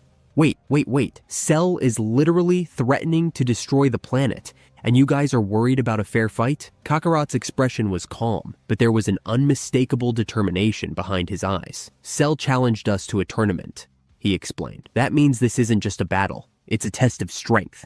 It wouldn't be honorable to gang up on him or use fusion." Bardock let out a small chuckle, resting a hand on his hip. "Besides, guys," he said, smirking, "we'll be fine." Krillin sighed, crossing his arms. "I really hope you're right." Trunks glanced toward the battlefield. "Let's go," he said. With that, the warriors turned and flew toward the arena, their auras blazing as they approached the showdown of a lifetime. A powerful gust of wind swept through the area as Android 16 landed just outside the arena. The massive, red-haired android stood tall, his mechanical frame looming over the scene. Cell's lips curled into an amused smirk as he eyed the newcomer. Well, the bio-android mused. "I see you're still alive and kicking." 16's expression remained unreadable, his robotic voice unwavering. "You will be stopped today," he stated simply. Cell chuckled. "And who, exactly, is going to do that?" He gestured around the battlefield mockingly. "You?" 16 didn't react. "Even with my improvements," he admitted, "I'm still no match for you, but you will be defeated today." Firecracker, still reporting live, turned toward the camera, adjusting his glasses. "Apparently, Cell seems to know this newcomer," he commented, his voice laced with intrigue. Off to the side, Hercules stood with his arms crossed, muttering under his breath. "It's all a trick," he grumbled. Before the self-proclaimed champion could continue his rambling, a sudden gust of wind signaled the arrival of even more fighters. One by one, the Z-Warriors landed just outside the ring. Kakarot touched down first, his expression serious, but not without his usual confidence. Raditz and Bardock followed, their long hair swaying in the breeze, while Trunks landed beside them, his gaze locked onto Cell. Cell's smirk widened. "Ah, Kakarot," he mused.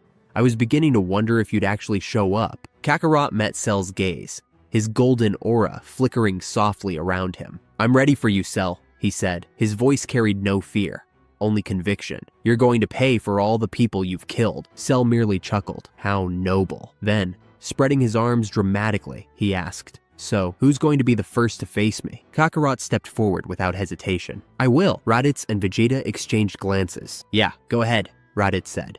Vegeta smirked. Sure, we all know it'll be me who ends up defeating Cell, so it doesn't really matter. Before Kakarot could step into the ring, Jay Firecracker suddenly appeared beside him, shoving his microphone in his face. Excuse me, he interrupted. Do you actually intend to fight Cell? Kakarot gave a simple nod. Yes, I'm going first. Firecracker gasped, shaking his head dramatically. The insolence! We all know that the great world champion Hercule is going to take down Cell. He is going first. Krillin groaned, rubbing his forehead. This dumbass, he muttered. He couldn't even beat a fly. Firecracker ignored the remark. Wait, he said, turning back to Kakarot. You were the former champion before Hercule, weren't you? Kakarot nodded. Yeah, I was the world champion 3 times, starting from when I was a kid. Firecracker's eyes narrowed with curiosity. So, why didn't you participate in the last tournament? Was it because you were afraid of Hercule? Kakarot chuckled. Nah, my friends and I had other things to take care of at the time. The reporter glanced around,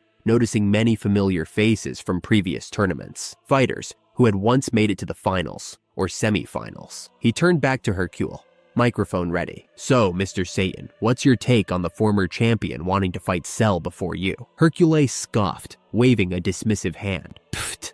These guys are all tricksters, just like Cell, he said confidently. I could beat all of them with one hand tied behind my back. Firecracker turned dramatically toward the camera. There you have it, ladies and gentlemen. We have some challengers claiming to be stronger than our great world champion.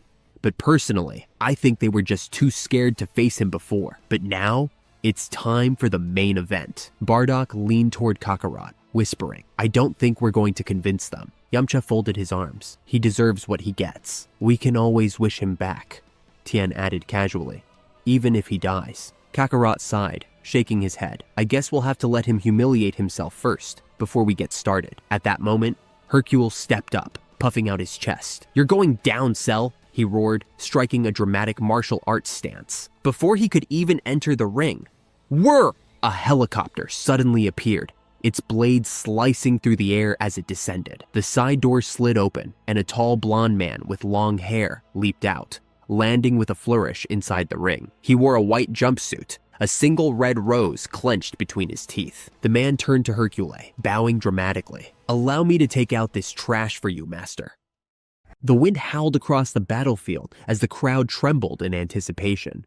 The atmosphere was thick with tension, a mixture of fear and disbelief hanging over the arena. The massive insectoid creature known as Cell stood motionless in the center of the ring, his eerie green exoskeleton gleaming under the midday sun. His cold, calculating eyes scanned the newcomers with mild amusement, as if he had already dismissed them as insignificant.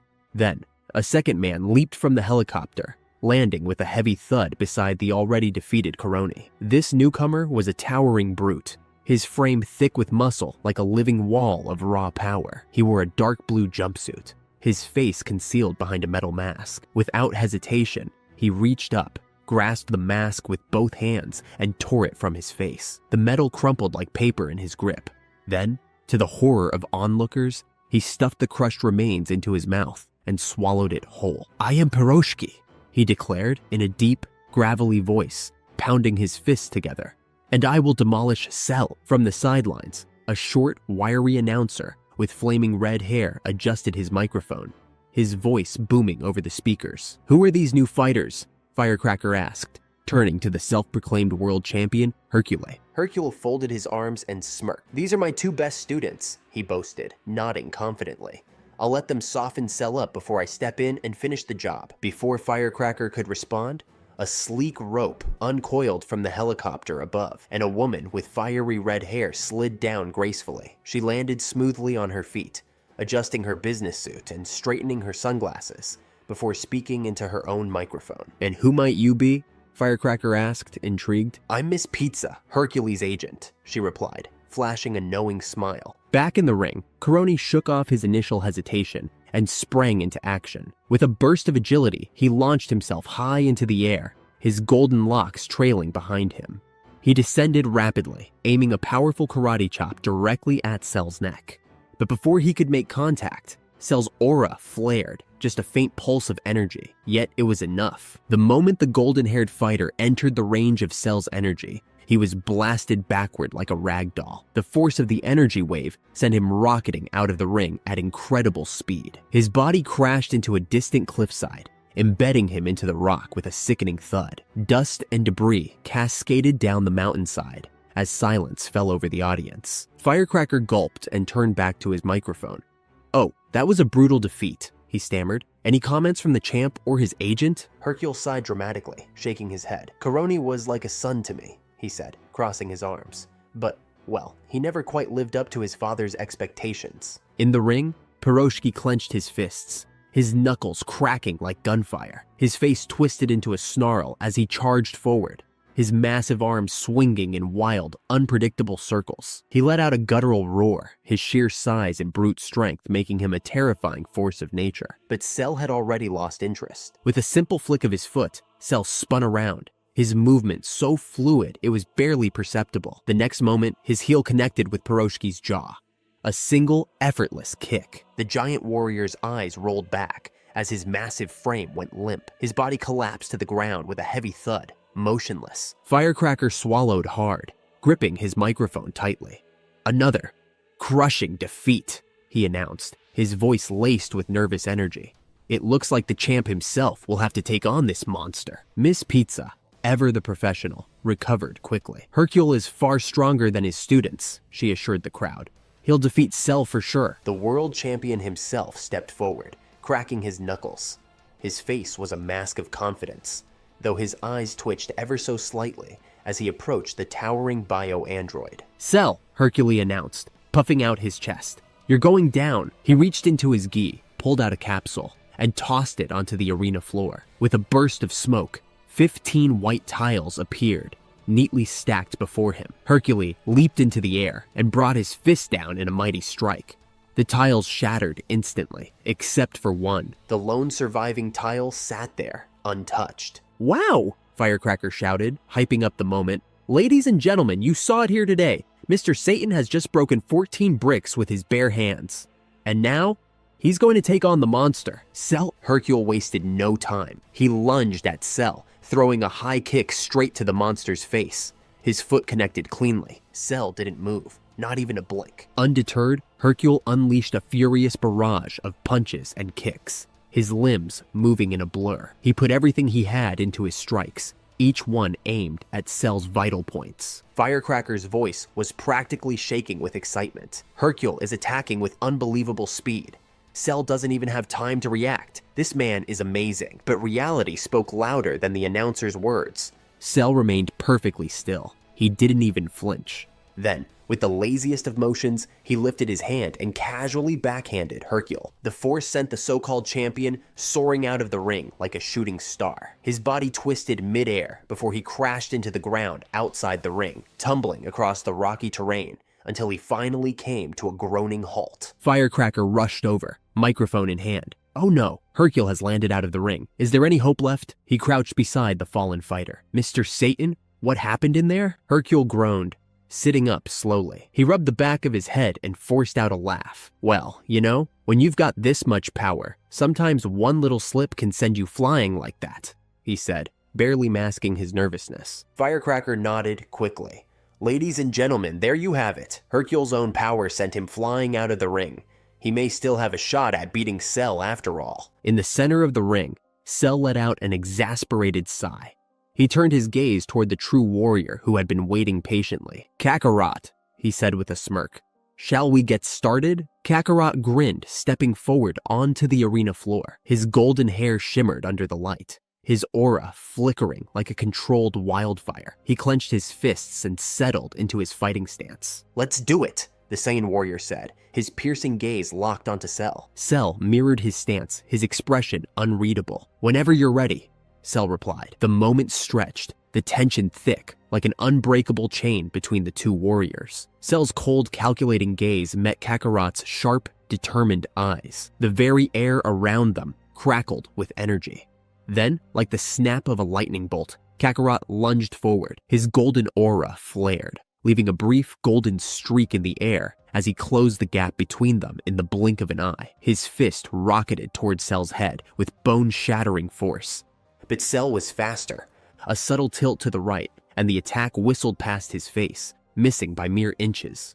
The monster's knee shot upward, aiming for Kakarot's gut, but the moment it connected, his opponent vanished. An afterimage. Cell's knee met empty air as Kakarot reappeared behind him, foot already in motion. The Saiyan warrior's kick sliced through the space where Cell stood, but the bio-android was gone, phasing out of existence just before impact. A split second later, he reappeared mid-air, his palm outstretched. A small but potent energy blast crackled to life in his hand, and with a flick of his wrist, it tore through the air toward Kakarot. The golden warrior didn't flinch.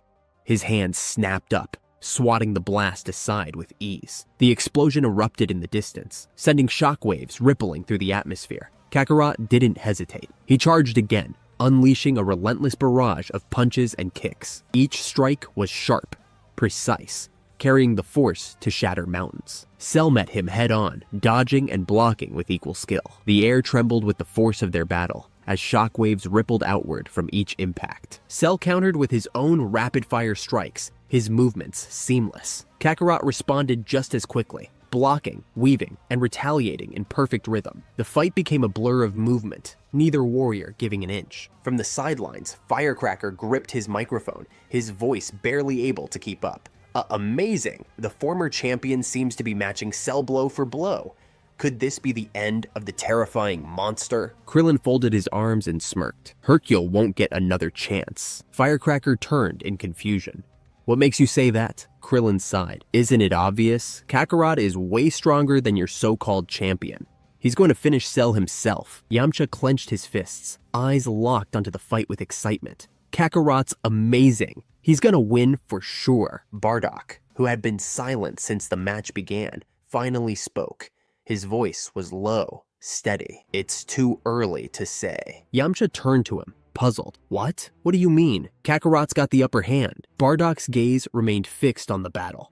They're still warming up. Trunks, who had been watching anxiously, felt his stomach tighten. That's just the warm-up? He turned to Bardock with wide eyes.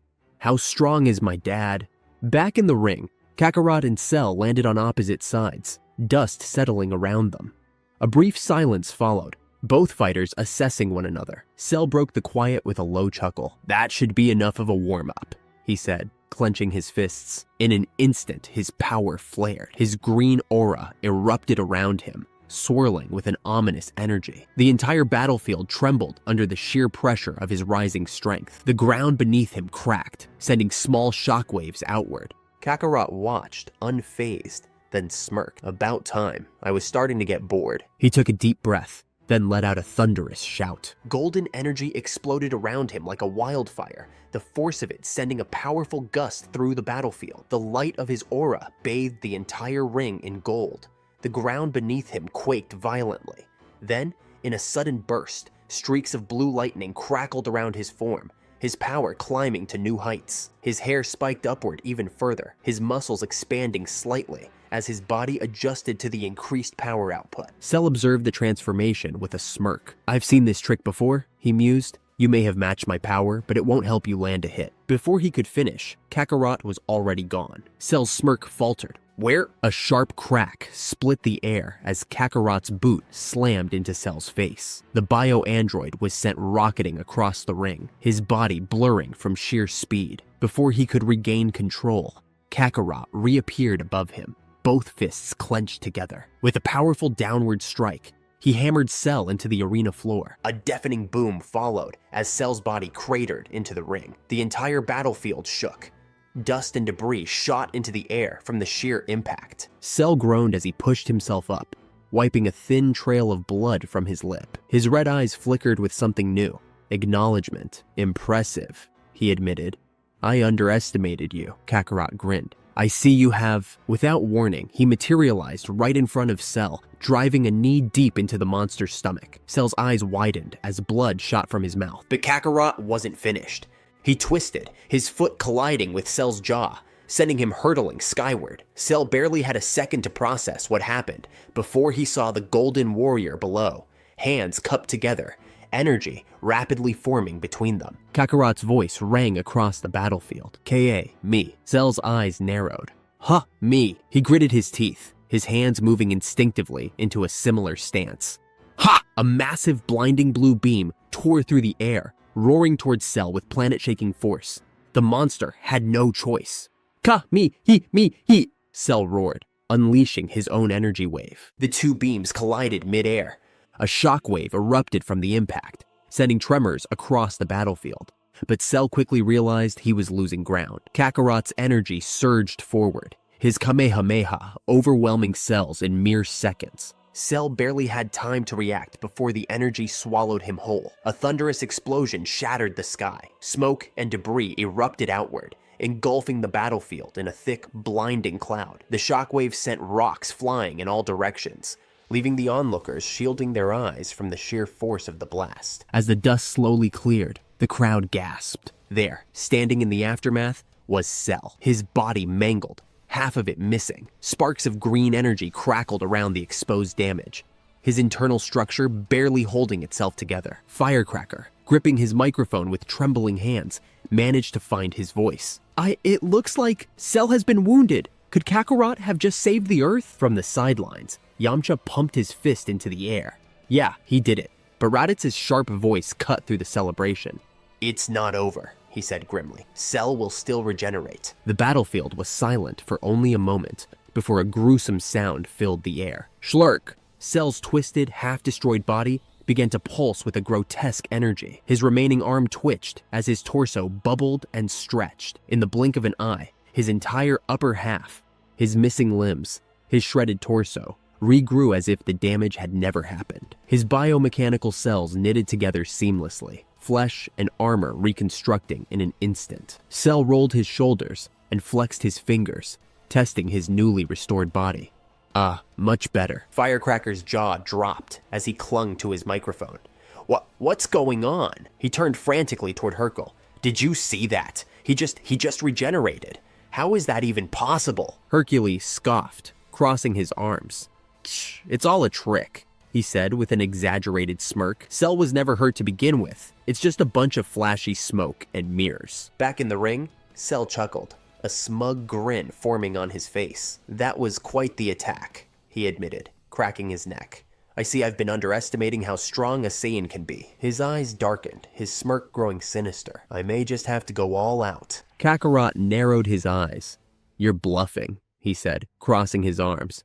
"You're already at full power. Just admit that you're beaten." Cell let out a low, mocking laugh. "Oh, Kakarot, how much you've forgotten." He lifted his hand and clenched his fist at his side. "You really think this is all the power I got from absorbing Android 21? No. I took all of his abilities." A sudden surge of power radiated from Cell as his muscles swelled, his bio-armor shifting and cracking. His once sleek light blue form morphed into something monstrous. His shoulders broadened, his body expanding as he grew more massive. His once perfectly sculpted features twisted into something grotesque, almost beastly. "You should remember this form," Cell growled. His voice had deepened, taking on a more guttural, almost primal edge.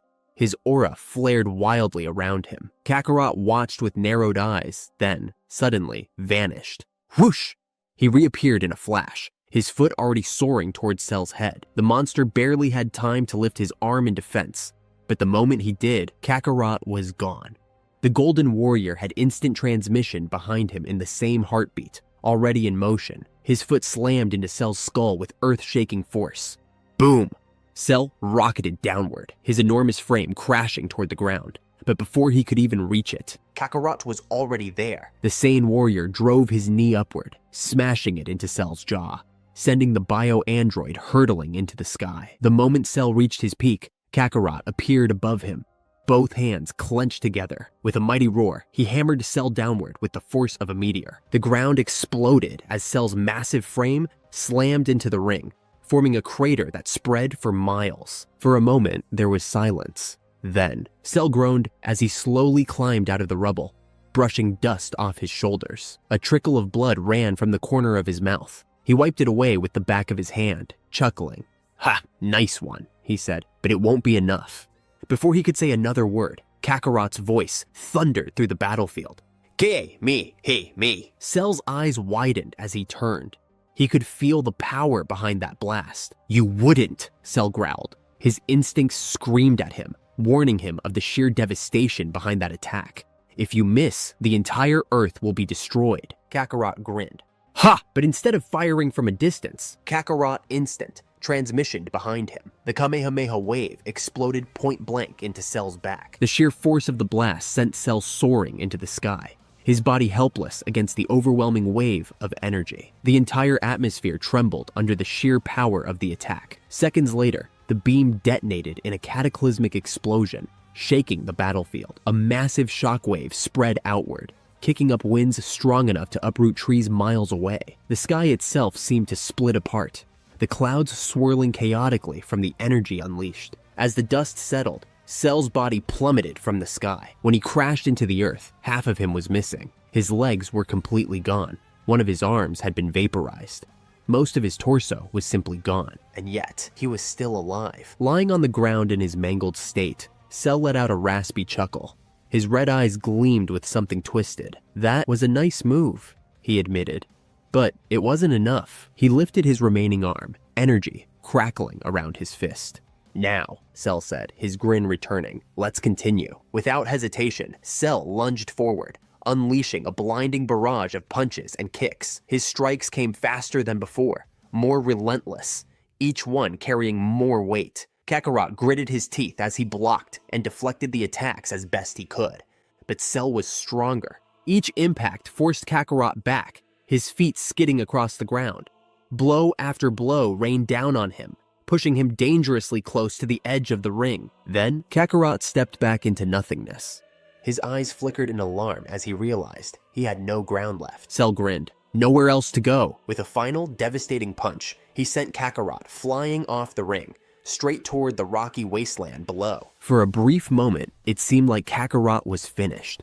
But just before he hit the ground, Kakarot vanished. A second later, he reappeared inside the ring, standing firm. He smirked. That was a close one, Cell chuckled. You almost lost the fight before it even got interesting. His smirk widened. Now, what do you say we stop holding back? Without waiting for a response, Cell floated into the sky, extending a single hand. A massive energy blast formed in his palm. Then, boom! The entire ring was obliterated in a single blast. The dust settled, revealing nothing but open wasteland. Cell landed across from Kakarot, cracking his neck. There, now we can fight properly. Kakarot grinned, taking his stance. Let's finish this. Both warriors exploded into motion, their fists colliding midair, sending a shockwave that shattered the surrounding cliffs. The sky itself seemed to tremble under the sheer power of their clash. Both fighters traded blows at an unimaginable speed. Each strike landed with the force of a warhead. Every impact sent shockwaves rippling through the wasteland, cracking the earth beneath them. Then, thwack! Cell landed a solid hit, sending Kakarot spiraling downward. Special beam cannon! Cell roared, firing a spiraling beam of energy toward his fallen opponent. But before it could connect, Kakarot vanished.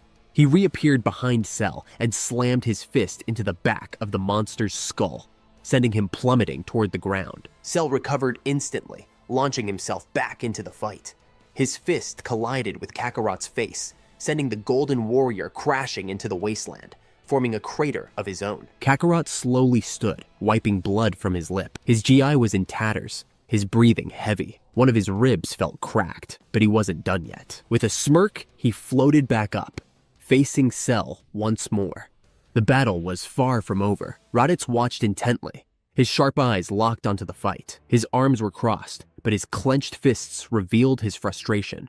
He could see it. Kakarot was losing ground. His energy was fading too fast. His attacks were still sharp, but his body wasn't keeping up the way it had at the start. Kakarot's losing power too fast, Raditz muttered under his breath. His expression darkened. Cell's just too strong for him. Trunks took a step forward, fists clenched at his sides. Then we should help him. Vegeta immediately cut him off. No, let Kakarot have his fight, he ordered. His voice was steady, but his piercing gaze never wavered from the battle. Then we'll worry about Cell. But he can't win, Krillin argued, his face tense with worry. Vegeta's jaw tightened. Yes, he admitted. If this continues, Kakarot will die. Trunks turned to him, his frustration growing. Then why aren't we doing anything? Raditz answered before Vegeta could. Because it's a one-on-one fight, he said firmly. There's no honor in interfering. Bardock, who had been silent for most of the fight, finally spoke. His voice was calm but resolute. Besides, he added, his eyes unwavering, he's doing all right at the moment. It's not over yet. A slight smirk appeared on his face. Dad still has some tricks up his sleeve. On the battlefield, Kakarot charged back at Cell, his golden aura flickering around him like a wildfire. He threw a powerful punch straight at Cell's head, but the monster was ready. With effortless precision, Cell tilted his head just enough to dodge the blow. Then, in a flash, he brought his knee up, hard. Wham! The impact drove deep into Kakarot's stomach. A choked gasp escaped him as a mixture of spit and blood flew from his mouth. The blow nearly made his body collapse inward, pain searing through his ribs like fire. But Kakarot wasn't done yet. With a sharp grunt, he drove his elbow forward, slamming it straight into Cell's chest. The force sent the bio-android staggering back, his feet skidding across the battlefield. Cell recovered quickly, his grin unfazed. He vanished, phasing directly in front of Kakarot, and in his palm, a growing ball of crackling energy formed. The glow illuminated his smirking face, ready to fire at point-blank range. Thinking fast, Kakarot lunged forward, head first. Crack! His forehead smashed into Cell's face, a direct headbutt that stunned the monster just long enough for an opening. Cell snarled, recovering in an instant. He fired his blast, but it passed through nothing. Just an afterimage. Before Cell could react, Kakarot reappeared behind him. With a roaring battle cry, he drove his fist into the back of Cell's head. The force sent the bio-android plummeting toward the earth like a meteor. But before he could hit the ground, Kakarot was already there. With lightning-fast reflexes, he thrust his knee upward, straight into Cell's gut. Boom! Cell's body whipped backward from the brutal impact, his entire form bending from the sheer force. Before he could recover, Kakarot extended his hand and unleashed a burst of energy. Bzap! Boom! The blast detonated on contact, stunning the bio-android for a few precious seconds. Kakarot didn't waste time. He instant transmissioned above Cell and hammered both fists down on his back. The force sent Cell crashing back into the earth, forming another massive crater in the already broken landscape. The dust hadn't even settled before Cell shot out of the ground at blinding speed. His movements were faster, more aggressive. Kakarot barely had time to react before wham! Cell's elbow smashed into the back of Kakarot's neck. The Golden Warrior's eyes widened as his body lurched forward, completely at the mercy of the impact. But Cell wasn't done. Before Kakarot could even register the pain, Cell appeared in front of him. His knee rocketed upward. Crack! The brutal strike slammed into Kakarot's face, launching him skyward at impossible speed. A split second later, Cell was already there. Both of his fists came crashing down onto Kakarot's back. The impact drove Kakarot straight into the ground, shattering the earth below. This crater was bigger, deeper, the largest yet. Silence. Then, a weak rustling. Kakarot slowly pushed himself up from the rubble, his breaths ragged. His body screamed in protest. His ribs throbbed violently. He could feel that at least one was fully broken now. He tried to climb out of the crater, but his body suddenly lurched forward, racked with violent coughs. Blood. He spat onto the shattered ground, his breathing heavy. The entire battlefield watched in tense silence. Finally, after what felt like an eternity, Kakarot floated out of the hole. His stance was slightly unsteady, but his eyes still burned with determination. You look tired, Cell sneered, floating effortlessly in front of him. What's the matter? Is the great Saiyan running out of power? Kakarot wiped the blood from his mouth, smirking despite his exhaustion. Don't worry about me, he said, though his voice carried a slight rasp. He didn't want to admit it, but Super Saiyan 2 was taking its toll on his body. Cell let out a low chuckle. Why don't we both take a Senzu bean? He suggested. Then we can really make this fight last. Kakarot's eyes narrowed.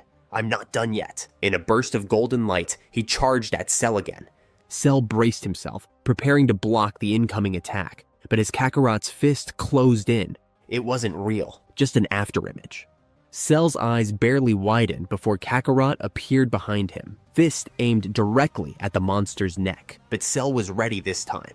Without turning, Cell whipped his arm backward, blocking the punch with effortless precision. Kakarot teleported again, and Cell was already expecting it. The bio-android spun around just as Kakarot appeared behind him, his movements too fast, too calculated. Before Kakarot could even react, Cell's fingers clamped around his throat. The Golden Warrior's eyes widened in shock. Cell smirked. Gotcha. When will you Saiyan learn to accept a crutch when it's offered? Cell's voice dripped with disdain as his fingers tightened like a vice around Kakarot's throat. The warrior struggled in his grip, the pressure making his vision blur. Now you will die for your arrogance. Kakarot grimaced, feeling his body weakening under the android's crushing strength. He had poured everything he had into the battle, and yet Cell remained standing, no, thriving. The bio-android's power was relentless, and Kakarot had to admit the truth, even if it burned his pride. His lips curled into a smirk despite the pain. No, he coughed. I can't beat you.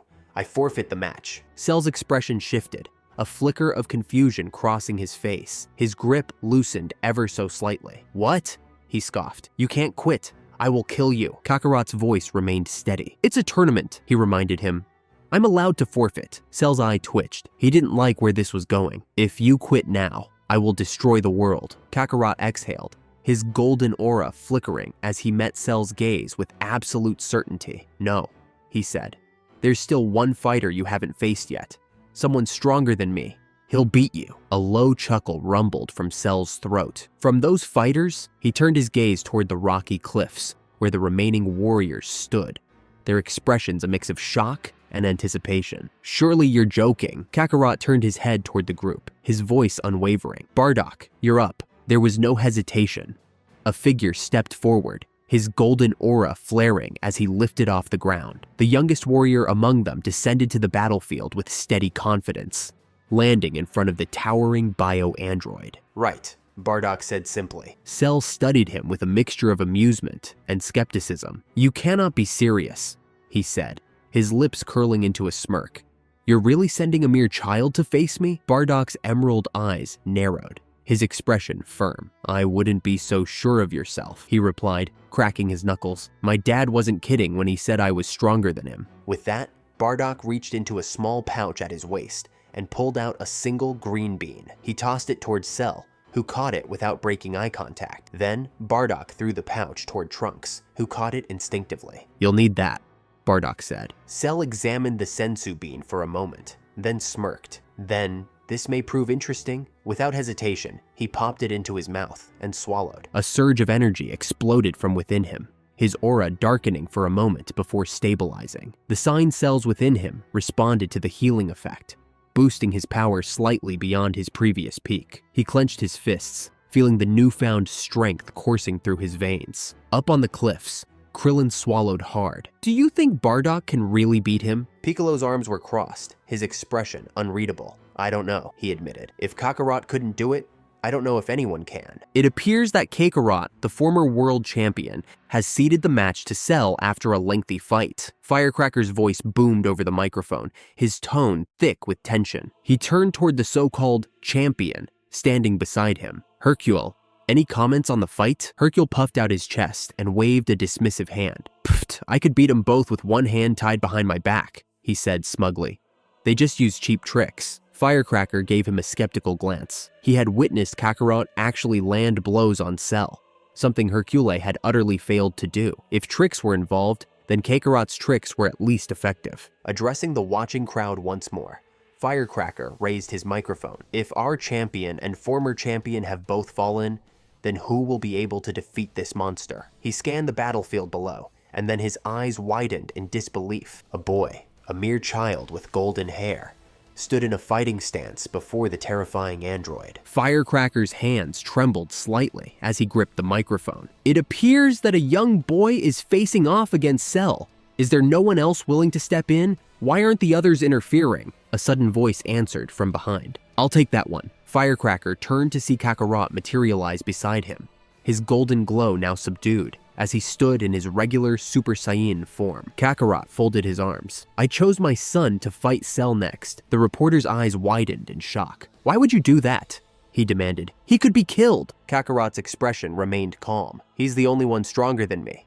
he said, simply. I gave it my best shot, but Cell was stronger than I expected. Firecracker turned toward Hercule, who was now suddenly clutching his stomach, wincing in pain. I would totally step in, but Hercule groaned, doubling over. Ugh, my stomach. It's this rare virus. It hits me from time to time. Kakarot smirked at the ridiculous excuse, but turned back to Firecracker. Don't worry, he assured him. Bardock can handle himself. Cell cracked his neck, rolling his shoulders as he took his stance. Let's begin. Bardock exhaled slowly, his fists clenching at his sides. His golden aura intensified, flickering like wildfire. All right, he said, and then he powered up. The ground trembled beneath them as his energy skyrocketed. His golden glow thickened, electricity crackling violently around his body. His hair, already spiked in his Super Saiyan form, jolted upward even further, his entire body expanding slightly as raw power surged through him. Lightning danced around his fingertips. The air itself vibrated under the sheer force of his energy. His transformation was beyond the normal Super Saiyan. This was something greater. His emerald eyes locked onto Cell. It's your funeral, Bardock said. Cell barely had time to react. Bardock vanished. A fist drove straight toward Cell's face, the impact so sudden and powerful that Cell stumbled backward. His mind reeled. How? How could a mere child hit so hard? Before Cell could fully process it, Bardock was already attacking again. A relentless flurry of kicks and punches rained down on the bio-android, each strike coming faster and harder than the last. Cell gritted his teeth, barely able to block. The young warrior's movements were precise, each strike filled with ruthless efficiency. Bardock wasn't just fighting wildly. He was calculating, exploiting every opening, pressing the advantage with deadly accuracy. And then he broke through. A clean hit to the jaw sent Cell staggering backward. His footing faltered. He recovered in an instant, eyes blazing with fury. Enough, Cell vanished. He reappeared behind Bardock, his hands clasped together in a double-fisted axe-handle strike. But his attack met nothing. Bardock's afterimage faded into the wind. Amazing. Firecracker's voice boomed through the speakers, his excitement barely contained. The young competitor, who we now know as Bardock Briefs, the son of the former world champion, is going toe-to-toe with the monster Cell. He turned expectantly toward Hercule, hoping to get a reaction from the so-called champion. Hercule's face had lost some color as he watched the battle unfold, but he quickly masked his unease with a loud laugh, striking a triumphant pose. Ha! I could beat them both easy, he boasted, flexing an arm. I'm just letting the kid have a chance to shine. No need for me to step in just yet. Firecracker raised an eyebrow before shifting his attention to Kakarot. Any thoughts from the former champion? Kakarot stood with his arms crossed, watching the fight with a calm yet serious expression. Right now, Bardock has a slight edge, he admitted, but it's close. Too close. He then turned his gaze to Hercule and smirked. And as for your so-called champion, let's just say he's in way over his head if he thinks he could take on Cell. Firecracker seized the moment, speaking directly to the millions watching from home. There you have it, ladies and gentlemen. The tension between the former and current champions is at an all-time high. Both warriors have failed to defeat Cell, but Kakarot has placed his faith in his son, claiming he is the only one capable of defeating this monster. Meanwhile, Hercule insists that he merely misstepped and could easily beat Cell and even Kakarot with one hand tied behind his back. The question is, who's telling the truth? In the center of the battlefield, Bardock's fists were a blur as he traded blows with Cell. His movements were razor sharp, each attack backed by sheer, unrelenting force. But Cell was adapting. The bio-android weaved through Bardock's strikes, his eyes analyzing every move with precision. He suddenly blocked a punch with ease, twisting his body to deliver a punishing counterattack. His fist crashed into Bardock's ribs, breaking through the boy's defenses. Bardock winced in pain. Cell smirked. Got you. Without hesitation, the monster phased above Bardock in an instant, his hands clenched together. With a devastating double axe handle, he brought both fists crashing down onto Bardock's back. Boom! The impact was monstrous. Bardock's body rocketed toward the ground like a meteor, slamming into the arena with such force that the earth itself trembled. A massive crater erupted from the collision, dust and debris filling the air. Cell wasn't done. Hovering above the destruction, he stretched out his palm and gathered a massive sphere of energy, its core crackling with deadly intent. "Let's see you crawl out of this," he sneered. He fired. The energy blast howled as it tore through the air, slamming into the crater where Bardock had landed. The resulting explosion was cataclysmic. Shockwaves rippled outward, shattering the battlefield as an enormous column of smoke and fire erupted into the sky. Firecracker's breath caught in his throat. He gripped the microphone tightly as the camera struggled to keep up with the destruction. It appears that Cell has dealt a crushing blow to the young fighter. A sudden crackle in his earpiece made him wince. "We've lost the feed," the cameraman shouted. "That last explosion knocked out our satellite receiver." Firecracker turned toward Kakarot, his voice edged with concern. "I hope your son is okay." Kakarot didn't flinch. His expression remained calm, his eyes locked on the battlefield. "He's fine," he said firmly. "It'll take more than that to put him out of this fight." Hercule, who had been sweating profusely just moments ago, quickly recovered his bravado. With a smug grin, he struck another exaggerated victory pose. "Of course he is," he declared. "After all, it's just tricks.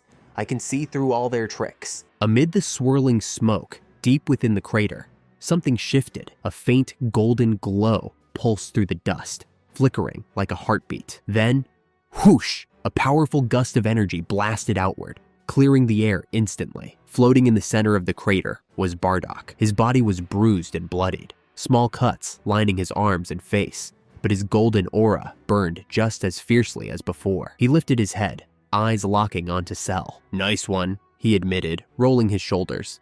Cell's lips curled into a satisfied grin. "You should know by now. I am perfect. You cannot defeat me." Bardock cracked his knuckles, a confident smirk forming. "A lucky hit doesn't make you invincible." In the blink of an eye, Bardock vanished.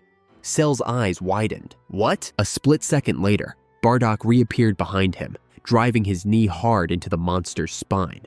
Cell's face twisted in shock as the blow sent him hurtling forward, his body skidding through the air. Bardock didn't give him a chance to recover. He shot forward, closing the distance in an instant, his fists flying with rapid precision. But Cell was quick. He had already regained control. Twisting his body mid-air, he blocked Bardock's next strike, countering with a powerful kick. Bardock ducked just in time, the wind from the strike whipping through his hair. He retaliated with a sharp elbow to Cell's ribs, but the bio-android managed to deflect it. Their battle became a storm of blurred movements, each warrior attacking and counterattacking with mind-boggling speed. Piccolo's sharp eyes tracked the battle above, his arms crossed as he studied every exchange. The sheer speed at which the two fighters moved was astounding, even for him. "Are you keeping up with any of this?"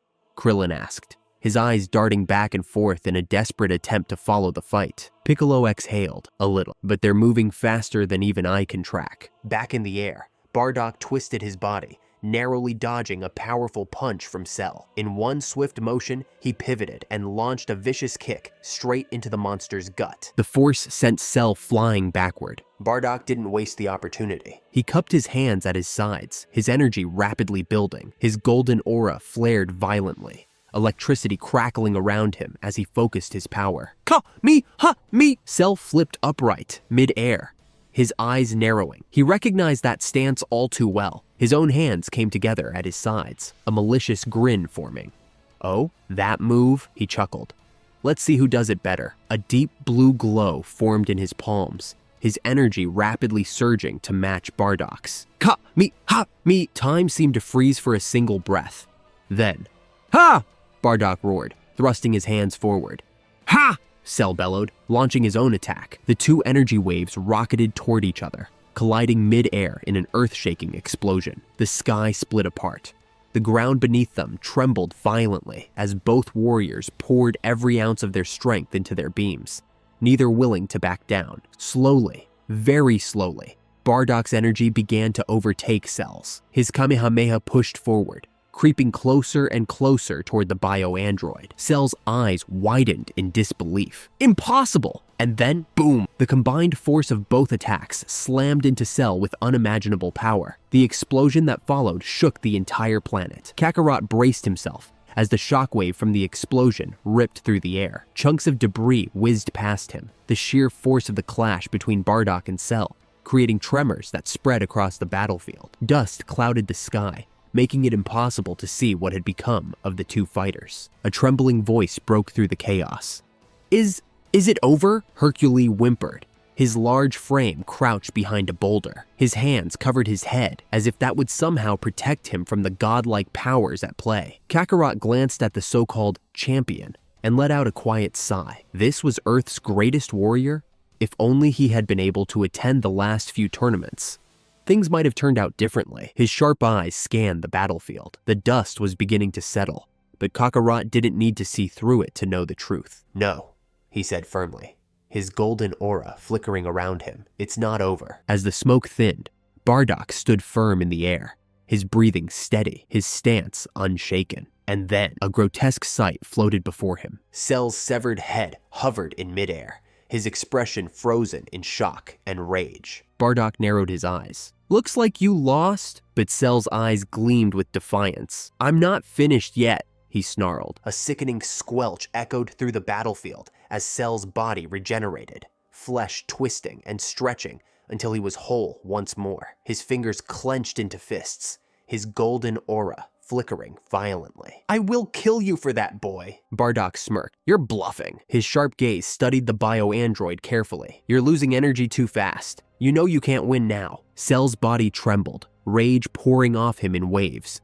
"I will kill you," he roared, his fists shaking as he powered up once again. His energy surged, then stopped. A look of pure horror spread across Cell's face. His body quivered, his massive bulk shrinking before his own eyes. His once towering, grotesque form collapsed inward, his energy plummeting as his body reverted back into his sleeker, more refined, perfect form. Bardock crossed his arms, unimpressed. "Yeah, that's what I thought." Cell gritted his teeth, fury blazing in his emerald eyes. "Never!" he howled, launching himself at Bardock with a wild punch. Bardock tilted his head slightly. Cell's fist sliced through empty air. Before the bio-android could react, Bardock's own fist sank into his gut. Wham! The force of the blow sent Cell stumbling back, his hands clutching his stomach, his face contorted in pain. Bardock wasn't finished. He darted forward, delivering another devastating punch straight into Cell's abdomen. The bio-android gagged, his entire body convulsing violently. His breath hitched, his stomach twisted and churned. And then Cell vomited. A repulsive sound echoed across the battlefield as his body lurched forward. Two figures tumbled from his mouth, landing on the cracked earth below. Androids, 18 and 21. Bardock's emerald eyes locked onto them. Well. Cell stumbled backward, his body convulsing. His golden aura flickered and snapped out of existence as his form shifted again. His muscles shrank, his once perfect physique deteriorated, his power plummeting. He had reverted to his second form. The once mighty bio-android looked up, his face drained of color. What are you?" he stammered. Bardock stepped forward, his eyes cold and unrelenting. "Stronger than you." With a flick of his wrist, he raised his palm toward Android 21. A sphere of energy formed at his fingertips, its glow illuminating the terror in Cell's eyes. Bardock fired. The blast engulfed the fallen android before he could even scream. When the light faded, there was nothing left but scorched earth. "I guess you won't be getting perfect again anytime soon," Bardock taunted, his smirk widening. His hand shifted toward 18, energy crackling at his fingertips. "Now, let's finish what you started." "Wait," a voice called out. Bardock turned his head to see Krillin flying down from the cliffs, his expression desperate as he landed between Bardock and 18. "Don't kill her!" Krillin pleaded. Bardock's energy flickered, but didn't fade. "Why not?" he asked, his voice neutral.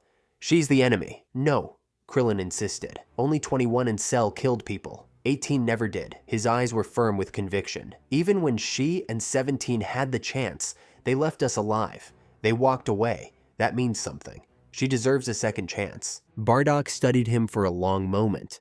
Then the energy in his hand faded. "All right," he said simply. Krillin let out a breath of relief and hurried to 18's side. She was barely conscious, her body weak from the ordeal. He gently helped her to her feet. But Cell wasn't finished. With a desperate snarl, he lunged, his tail shooting out toward 18. He was going to absorb her back. A blinding pain shot through his body. Cell's eyes widened. He let out a choked gasp. His tail dash. It was gone. ripped clean from his spine. Cell staggered back, clutching the severed stump where his tail used to be. What? Bardock stood over him, the torn tail still clutched in his fingers.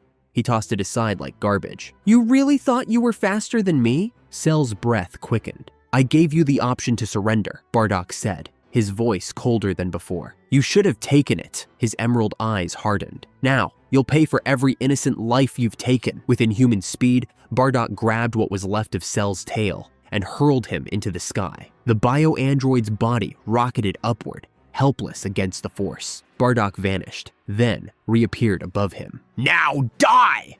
Bardock roared, his hands igniting with golden energy. A blinding blast erupted from his palms, swallowing Cell whole. The monster's scream was drowned in the explosion as his body was incinerated completely. Not even dust remained. You did it! Trunks ran up to Bardock, his face lit with excitement. You beat him! Bardock's golden glow flickered as he dropped out of Super Saiyan 2 and back into his normal Super Saiyan state. He let out a tired grin. It was nothing, he said, swaying slightly on his feet. His vision blurred, his body tilted. Before he could fall, a strong hand caught him. Sure it was, Kakarot said, steadying him. Looks like you're pretty exhausted. Bardock let out a weak chuckle. Yeah, I didn't know what I was gonna do if that Kamehameha didn't knock him out of that monster form. I was this close to dropping Super Saiyan 2 after that. Kakarot nodded, his grip firm. Let's get to the lookout and get you healed up. Bardock gave a weak laugh. You look like you need healing more than I do. Kakarot grinned. That I do. Raising 2 fingers to his forehead, Kakarot placed a hand on Bardock's shoulder. With a single thought, they vanished. Hercule peeked cautiously from behind the large boulder where he had taken cover. His body ached, bruised and bloodied from the relentless storm of debris that had been tossed around like confetti during the battle between that kid and Cell. But despite the chaos and destruction, he was alive, and for that, he was grateful. He exhaled heavily, wiping a streak of blood from his forehead, just as he heard a groan behind him. Turning, he saw Firecracker, one of the tournament officials, stirring from unconsciousness, clutching his head as he sat up. What happened? Firecracker mumbled, still dazed. Hercule hesitated for a split second, but then, as if a switch flipped in his mind, his trademark bravado kicked in. He straightened his posture, puffed out his chest, and adopted a smug grin. Ha! What happened? I'll tell you what happened, he declared, voice booming with false confidence. I beat Cell, that's what happened. Firecracker blinked, confused. Wait, but I thought he was fighting the former champion's son? Oh, he was. Hercule nodded sagely, rubbing his chin as if reminiscing. But then I stepped in. I looked Cell dead in the eye and said, enough of your tricks, you overgrown grasshopper. Then bam! Hit him with the old dynamite kick and followed up with a megaton punch. He swung his fist dramatically through the air. Next thing you know, poof, he's gone.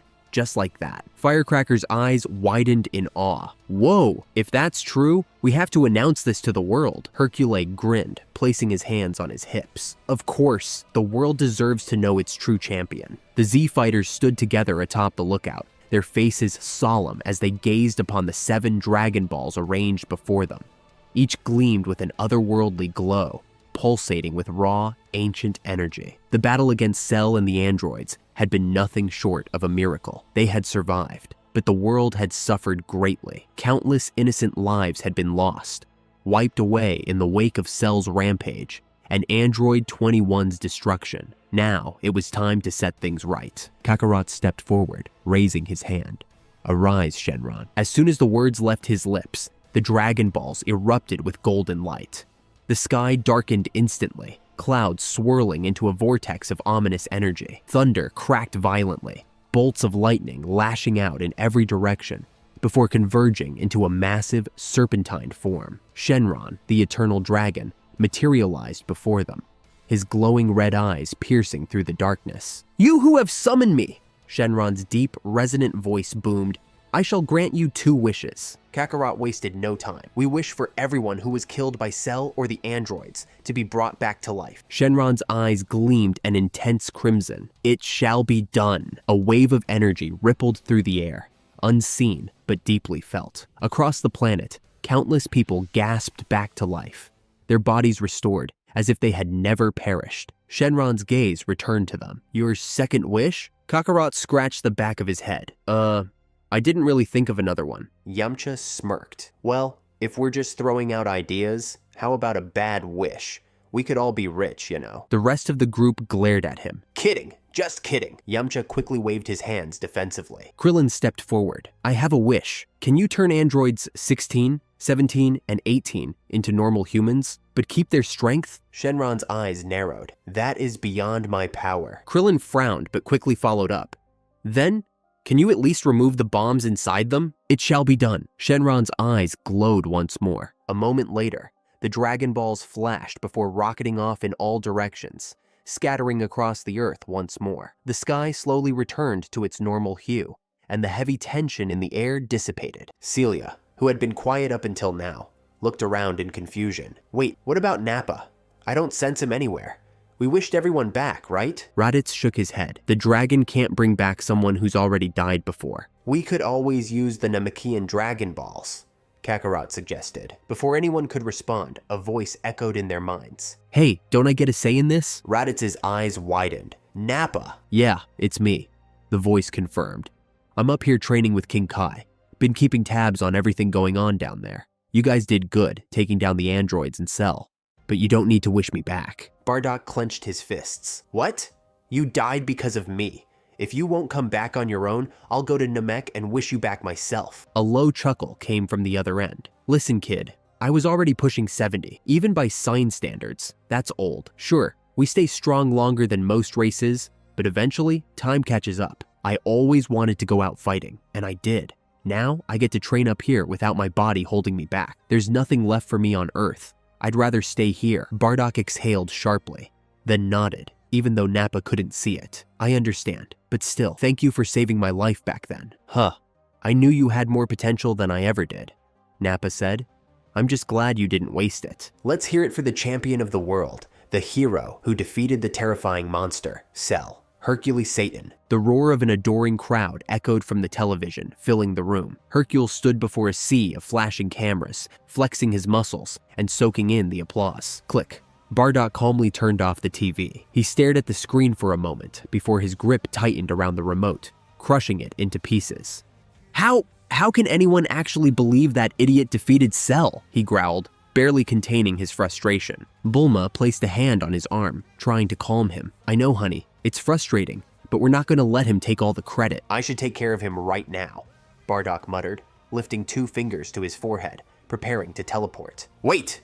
Bulma grabbed his wrist. You can't just go beat him up. That won't solve anything. If anything, we just get sued. Bardock scowled. Then what do we do? Bulma smirked. Simple. We put out a public statement. We let the world know who really defeated Cell. Kakarot finally spoke up. Do you think he'll back off after that? Bulma shook her head. Probably not. But there's always the next World Martial Arts tournament. I'll enter both of you in it. When the time comes, you can show the world the real strongest fighters. This just in, a news reporter announced.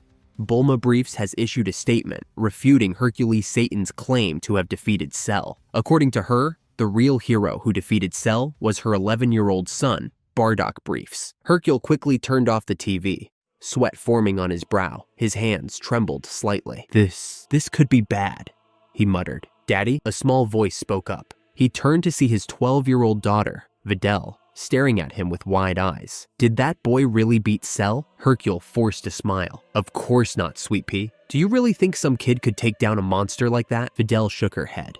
No way. Only you could be strong enough to beat Cell. Hercule exhaled in relief. That's right, sweetheart. Only me. The sun hung low over the lookout, casting long shadows across the platform. As the Z warriors gathered for a moment none of them were truly ready for. A breeze drifted through the air, carrying with it the unspoken emotions of everyone present. Bulma stepped forward, her eyes glistening as she embraced her future son. I'm going to miss you, son, she whispered, her voice breaking slightly. She pulled away and turned to Celia, her gaze softening as she placed a hand on the sane princess's slightly swollen belly. Take care of him for me. Celia, her dark eyes filled with determination, gave a reassuring nod. I will, she promised. Bardock, standing tall with his arms crossed, studied his older but younger brother with a critical eye. Are you sure you don't want any help?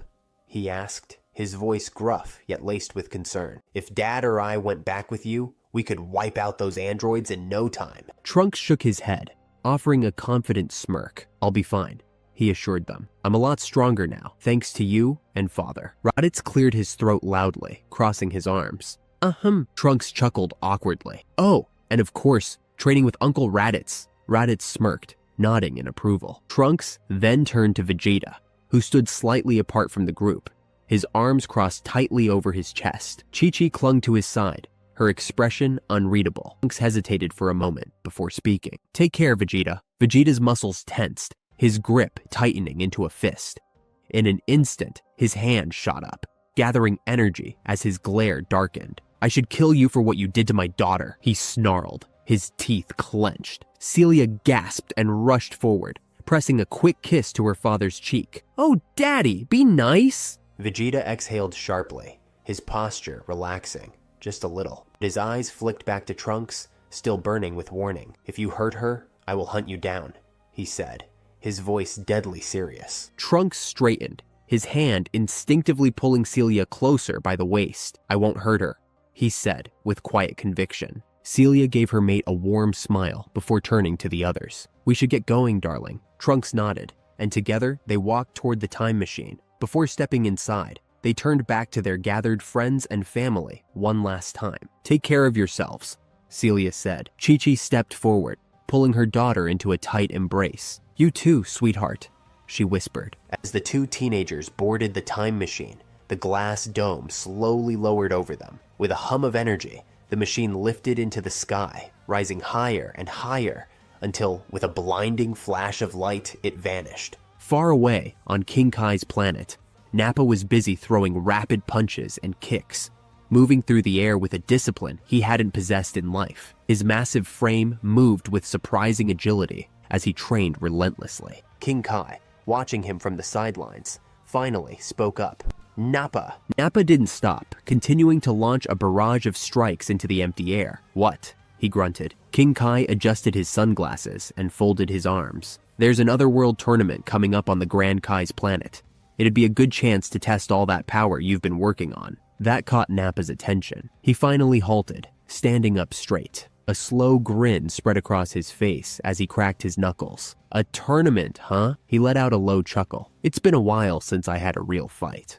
When do we leave? When Nappa and King Kai arrived at Grand Kai's planet, the energy in the air was electric with anticipation. Fighters from across the universe had gathered, each one exuding their own unique power. A voice sneered from behind them. This is your so-called prize fighter? Nappa turned to see West Kai, a short, purple-skinned deity with a glass monocle over one eye. The smug look on his face made Nappa's eyebrow twitch. West Kai continued, gesturing toward his own fighter. He's no match for my pick-on. King Kai huffed. He is too, West Kai. A deep, smooth voice cut through the tension. We'll see in the tournament. They all turned to see Grand Kai, a tall, older-looking man with long gray hair, a beard, and sunglasses. His rock star-style outfit made him look like he had just stepped off a concert stage. King Kai immediately straightened. Grand Kai. He and the others quickly bowed, but Grand Kai simply waved a hand. Yeah, formalities and all that. But before we get to the tournament, I need to send Pikkon to handle a little problem. He scratched his chin, his expression serious. Seems some guy named Cell is causing trouble down in HFIL. Nappa's grin faded, his fists clenched at the mention of that name. Cell? He repeated. That's not good. You'll need help. West Kai scoffed. What do you know about it? Nappa turned toward him, his eyes narrowing. I watched my friends fight Cell when I was here in Otherworld, he explained. He's insanely powerful. I've been training non-stop just to make sure I could take on someone like that. Grand Kai stroked his beard. Yeah, and get this. He's teamed up with some guy named Frieza. Pikkon gave a small nod before rising into the air. He was already preparing to leave, but Nappa stepped forward, cracking his knuckles. If Frieza's involved, I'm definitely coming. King Kai held up a hand. Nappa, you weren't asked to go. He turned toward Grand Kai. I'm sure you would have called for him if you wanted him to go. But Grand Kai simply smirked. Nah, let him go. Pikkon might actually need help on this one. Nappa grinned. Damn right he will. Hell, or HFIL, was in ruins. Black smoke rose from burning structures, and the very ground trembled under the weight of destruction. The air crackled with dark energy. Nappa and Pikkon hovered above the chaos, taking it all in. Nappa whistled. Man, this place is trashed. Then again, I guess that's why it's hell. A voice rang out in the distance. Where's the exit to this place? Nappa turned his head just in time to see Cell, his biomechanical form still exuding a terrifying aura, gripping a blue ogre by the throat. The ogre struggled, his eyes wide with terror. I don't know, the ogre stammered. Cell's patience snapped. With a roar, he hurled the poor creature toward a field of jagged spikes. Before impact, Picken blurred into motion, catching the ogre effortlessly and setting him down. That's enough, he declared, his voice calm but firm. Nearby, Frieza lifted his head, his lips curling into a sneer, as his eyes locked onto Nappa. Well, if it isn't one of my monkeys. His tone dripped with disdain. I was wondering when you would finally die and end up in hell. Nappa's grin widened as he cracked his neck. I'm not the same man you used to boss around, Frieza. His aura flared. I'm here to stop you. Frieza chuckled darkly. Get him, boys. The Ginyu Force wasted no time, charging forward, but they didn't stand a chance. Nappa dodged their attacks effortlessly, appearing behind Captain Ginyu in a flash, with a brutal knee to the back, followed by a sharp chop to the neck. Ginyu collapsed. Nappa smirked, stepping forward. Anyone else want some? The remaining Ginyu Force members stood frozen in shock. Their leader, Captain Ginyu, had been defeated in an instant. Their confidence crumbled as they exchanged nervous glances. They had seen firsthand what happened to warriors who picked fights they couldn't win. One by one, they took a step back, silently deciding it wasn't worth it. Frieza, watching the display, narrowed his eyes. His tail twitched, his frustration barely concealed. How did you get so strong?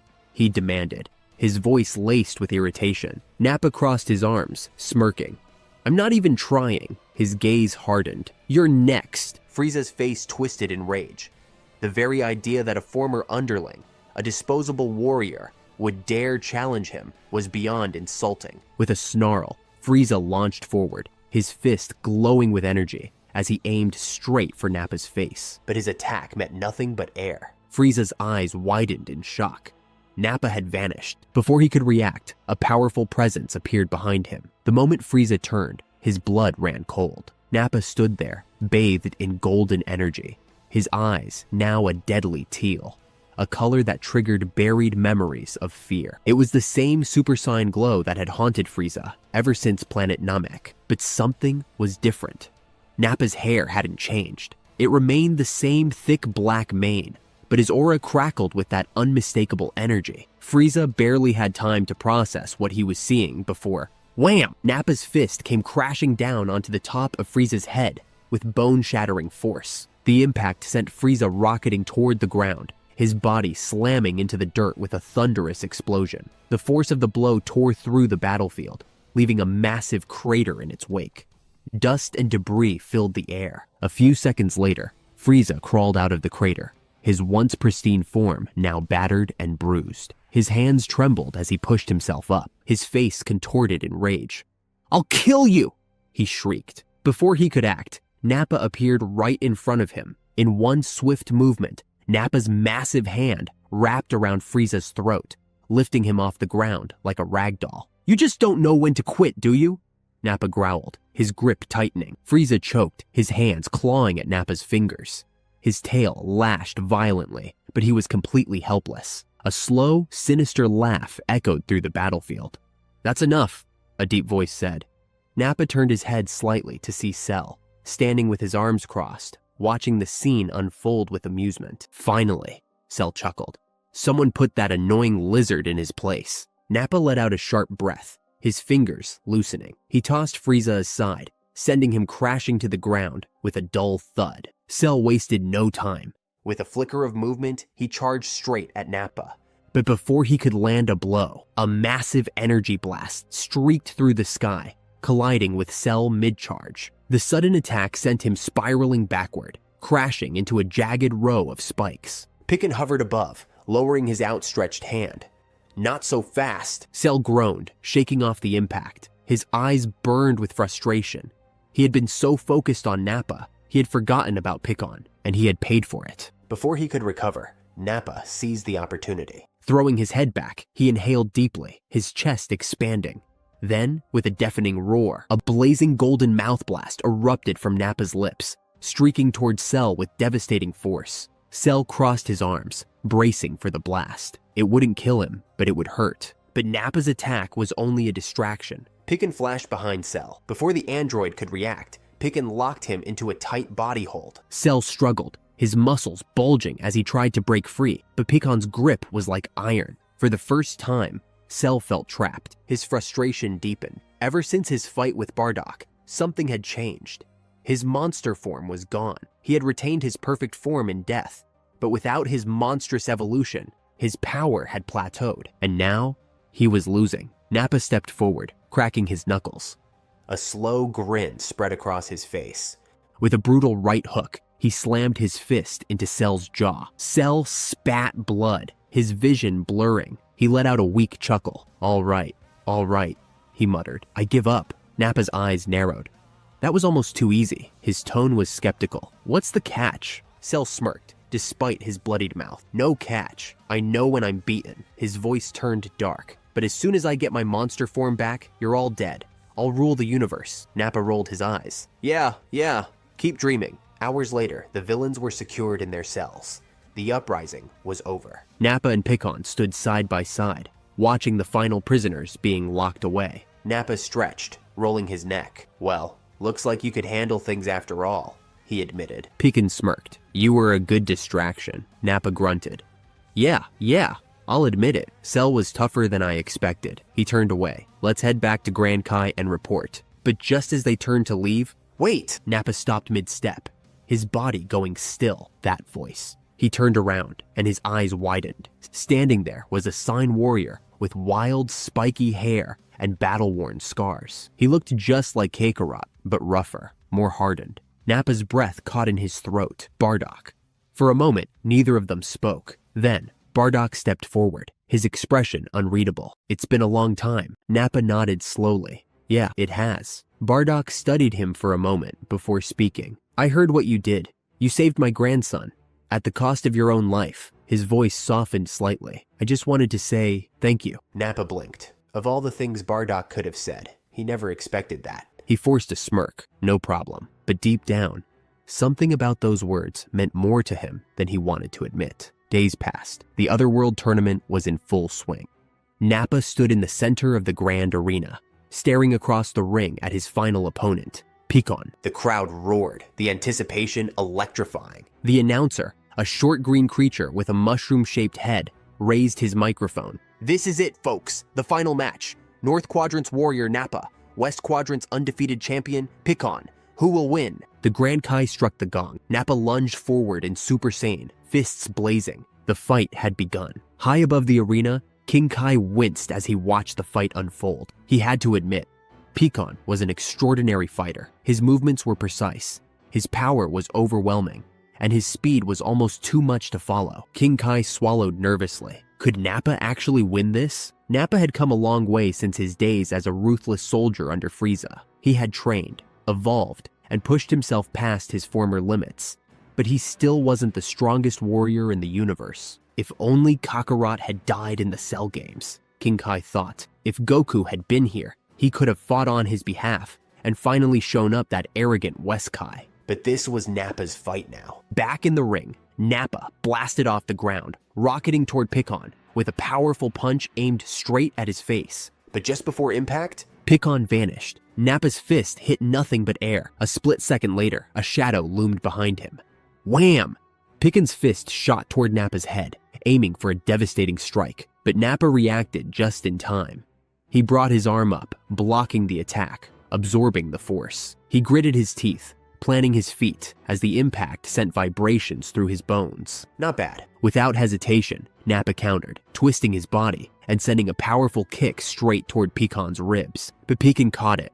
The Green Warrior's grip was ironclad, his fingers locking around Nappa's ankle like a vice. With a loud grunt, Pickon swung Nappa's massive body around like a rag doll and then hurled him high into the air. Nappa barely had time to react before Pickon was already above him, a glowing energy blast forming in his palms. Take this! Pickon shouted as he unleashed the attack. A massive golden energy wave shot downward, engulfing Nappa in a fiery explosion. The sheer force of the blast shook the entire ring, temporarily blinding the spectators with its intensity. Dust and smoke filled the sky, obscuring everything. For a moment, there was silence. Then, as the dust settled, Nappa was gone. Pickens' eyes narrowed. Where is he? He scanned the battlefield, his senses on high alert. And then, boom! A sharp knee crashed into Pickens' spine from behind. His eyes widened in shock as he plummeted downward, smashing into the ground with a deafening impact. The arena floor shattered beneath him, forming a deep crater. For a few seconds, Pickens didn't move. Then, slowly, he pushed himself up, brushing a trickle of blood from his mouth. His expression remained calm, but there was a flicker of surprise in his eyes. I'm impressed, he admitted, rolling his shoulders. You're stronger than I thought. With a swift motion, Pecan reached up and removed his outer robe and turban. He bundled them together and tossed them toward Nappa. The fabric landed with a heavy thud, creating a noticeable dent in the ring. Nappa's eyes widened slightly. That's just his clothes? Pican exhaled sharply. Now this fight will end quickly. And before Nappa could react, Pican vanished. Nappa's eyes darted across the battlefield, searching for his opponent. Then, at the very edge of the ring, he spotted him. Without wasting a second, Nappa fired a massive energy blast, aiming directly at the Green Warrior. But Pican was too fast. He zigzagged effortlessly, dodging the attacks with pinpoint precision. Nappa's frustration grew. He launched blast after blast, trying to pin him down, but Pican was always a step ahead. Suddenly, a voice echoed from above. You're strong, Pican said, but you're no match for me. You disappoint me. Nappa gritted his teeth as he spotted Pican hovering high above the ring, his energy rising. I'm ending this fight. With a sudden scream, Pican's entire body began to spin. The air around him twisted, swirling violently as a powerful tornado formed, growing larger and larger by the second. Hyper tornado attack, Pican declared, releasing the raging storm toward Nappa. Before he could react, the cyclone swallowed him whole. Inside the tornado, Nappa was completely trapped. The winds tore at his body, slicing through his clothes and skin like invisible blades. He clenched his fists, gritting his teeth against the pain. I've got to get out of this, he growled under his breath. Above, Pican shook his head. Just give up, he said. You can't win. Inside the vortex, Nappa winced as the Super Kaioken flickered and faded. His body had reached its limit.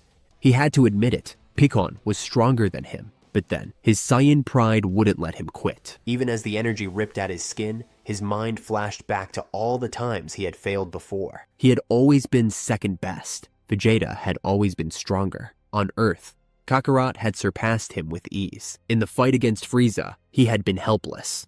When the androids attacked, he had been given a second chance.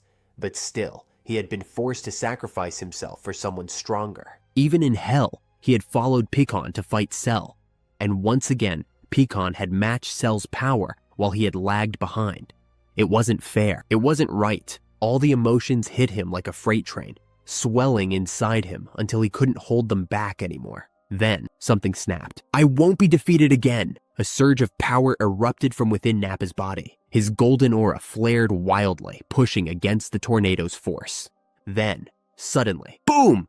A burst of energy exploded outward, shattering the hyper tornado completely. As the storm dissipated, lightning crackled around Nappa's body. His muscles bulked slightly, his veins pulsing with power. He was breathing heavily, but his eyes burned with unyielding determination. Pican stared at him, unfazed. I've never fought someone quite as strong as you before, he admitted.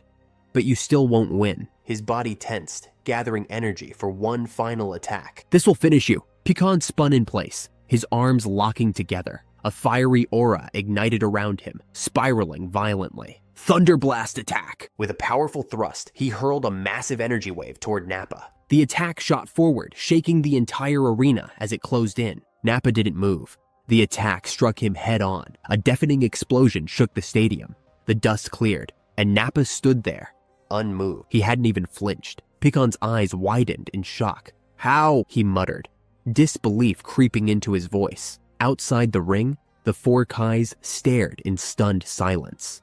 The battlefield was still crackling with residual energy from the clash between Nappa and Pecan, but it wasn't the destruction that had them speechless. It was the sign's sudden transformation. Weskai's mouth hung open, his monocle slipping slightly, as he tried to make sense of what he was witnessing. "What's going on?" he demanded, his voice a mixture of disbelief and frustration. King Kai adjusted his sunglasses, still trying to process it himself. "Nappa has ascended." East Kai arched an eyebrow. "Ascended?" King Kai nodded, his expression one of awe. "He's gone beyond supersonic." South Kai folded his arms, his brow furrowed. "He's only the third one to ever do so, right?" King Kai sighed. "That's right. Only 2 others have reached this level before him." Weskai's curiosity got the better of him. "Who?" King Kai hesitated for a moment before answering. 2 other warriors from Earth.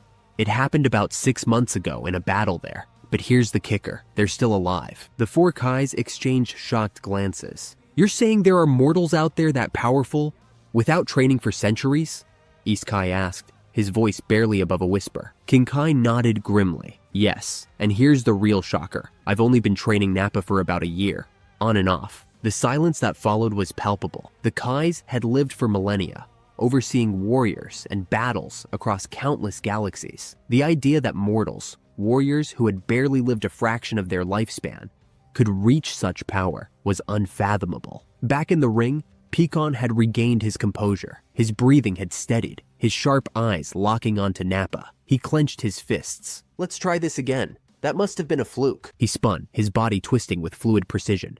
His hands came together, and once again, a fierce golden energy erupted from his palms. "Thunderblast attack!" The powerful beam screamed toward Nappa, illuminating the battlefield as it closed in. But this time, Nappa didn't even move.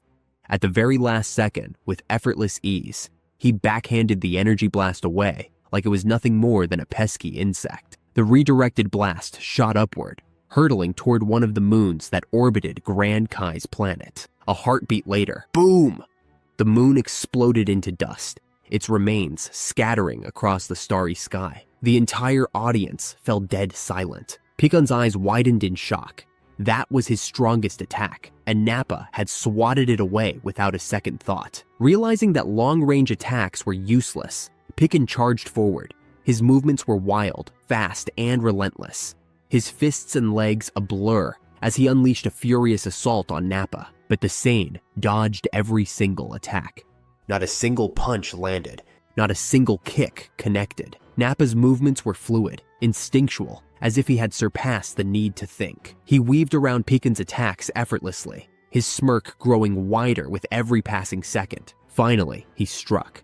His massive hand shot out, seizing Pecan's wrist in a grip so tight it felt like steel wrapped around his bones. Pecan's breath hitched. He couldn't move. Nappa's smirk deepened. "Not so fast." Before Pecan could react, Nappa's knee drove into his gut, sending him flying across the ring like a missile. But he wasn't done yet. In a flash, Nappa vanished, reappearing behind the airborne Pecan. With both fists clenched together, he hammered them down onto the back of Pecan's head, sending the Green Warrior crashing into the ground outside the ring. The arena trembled from the force.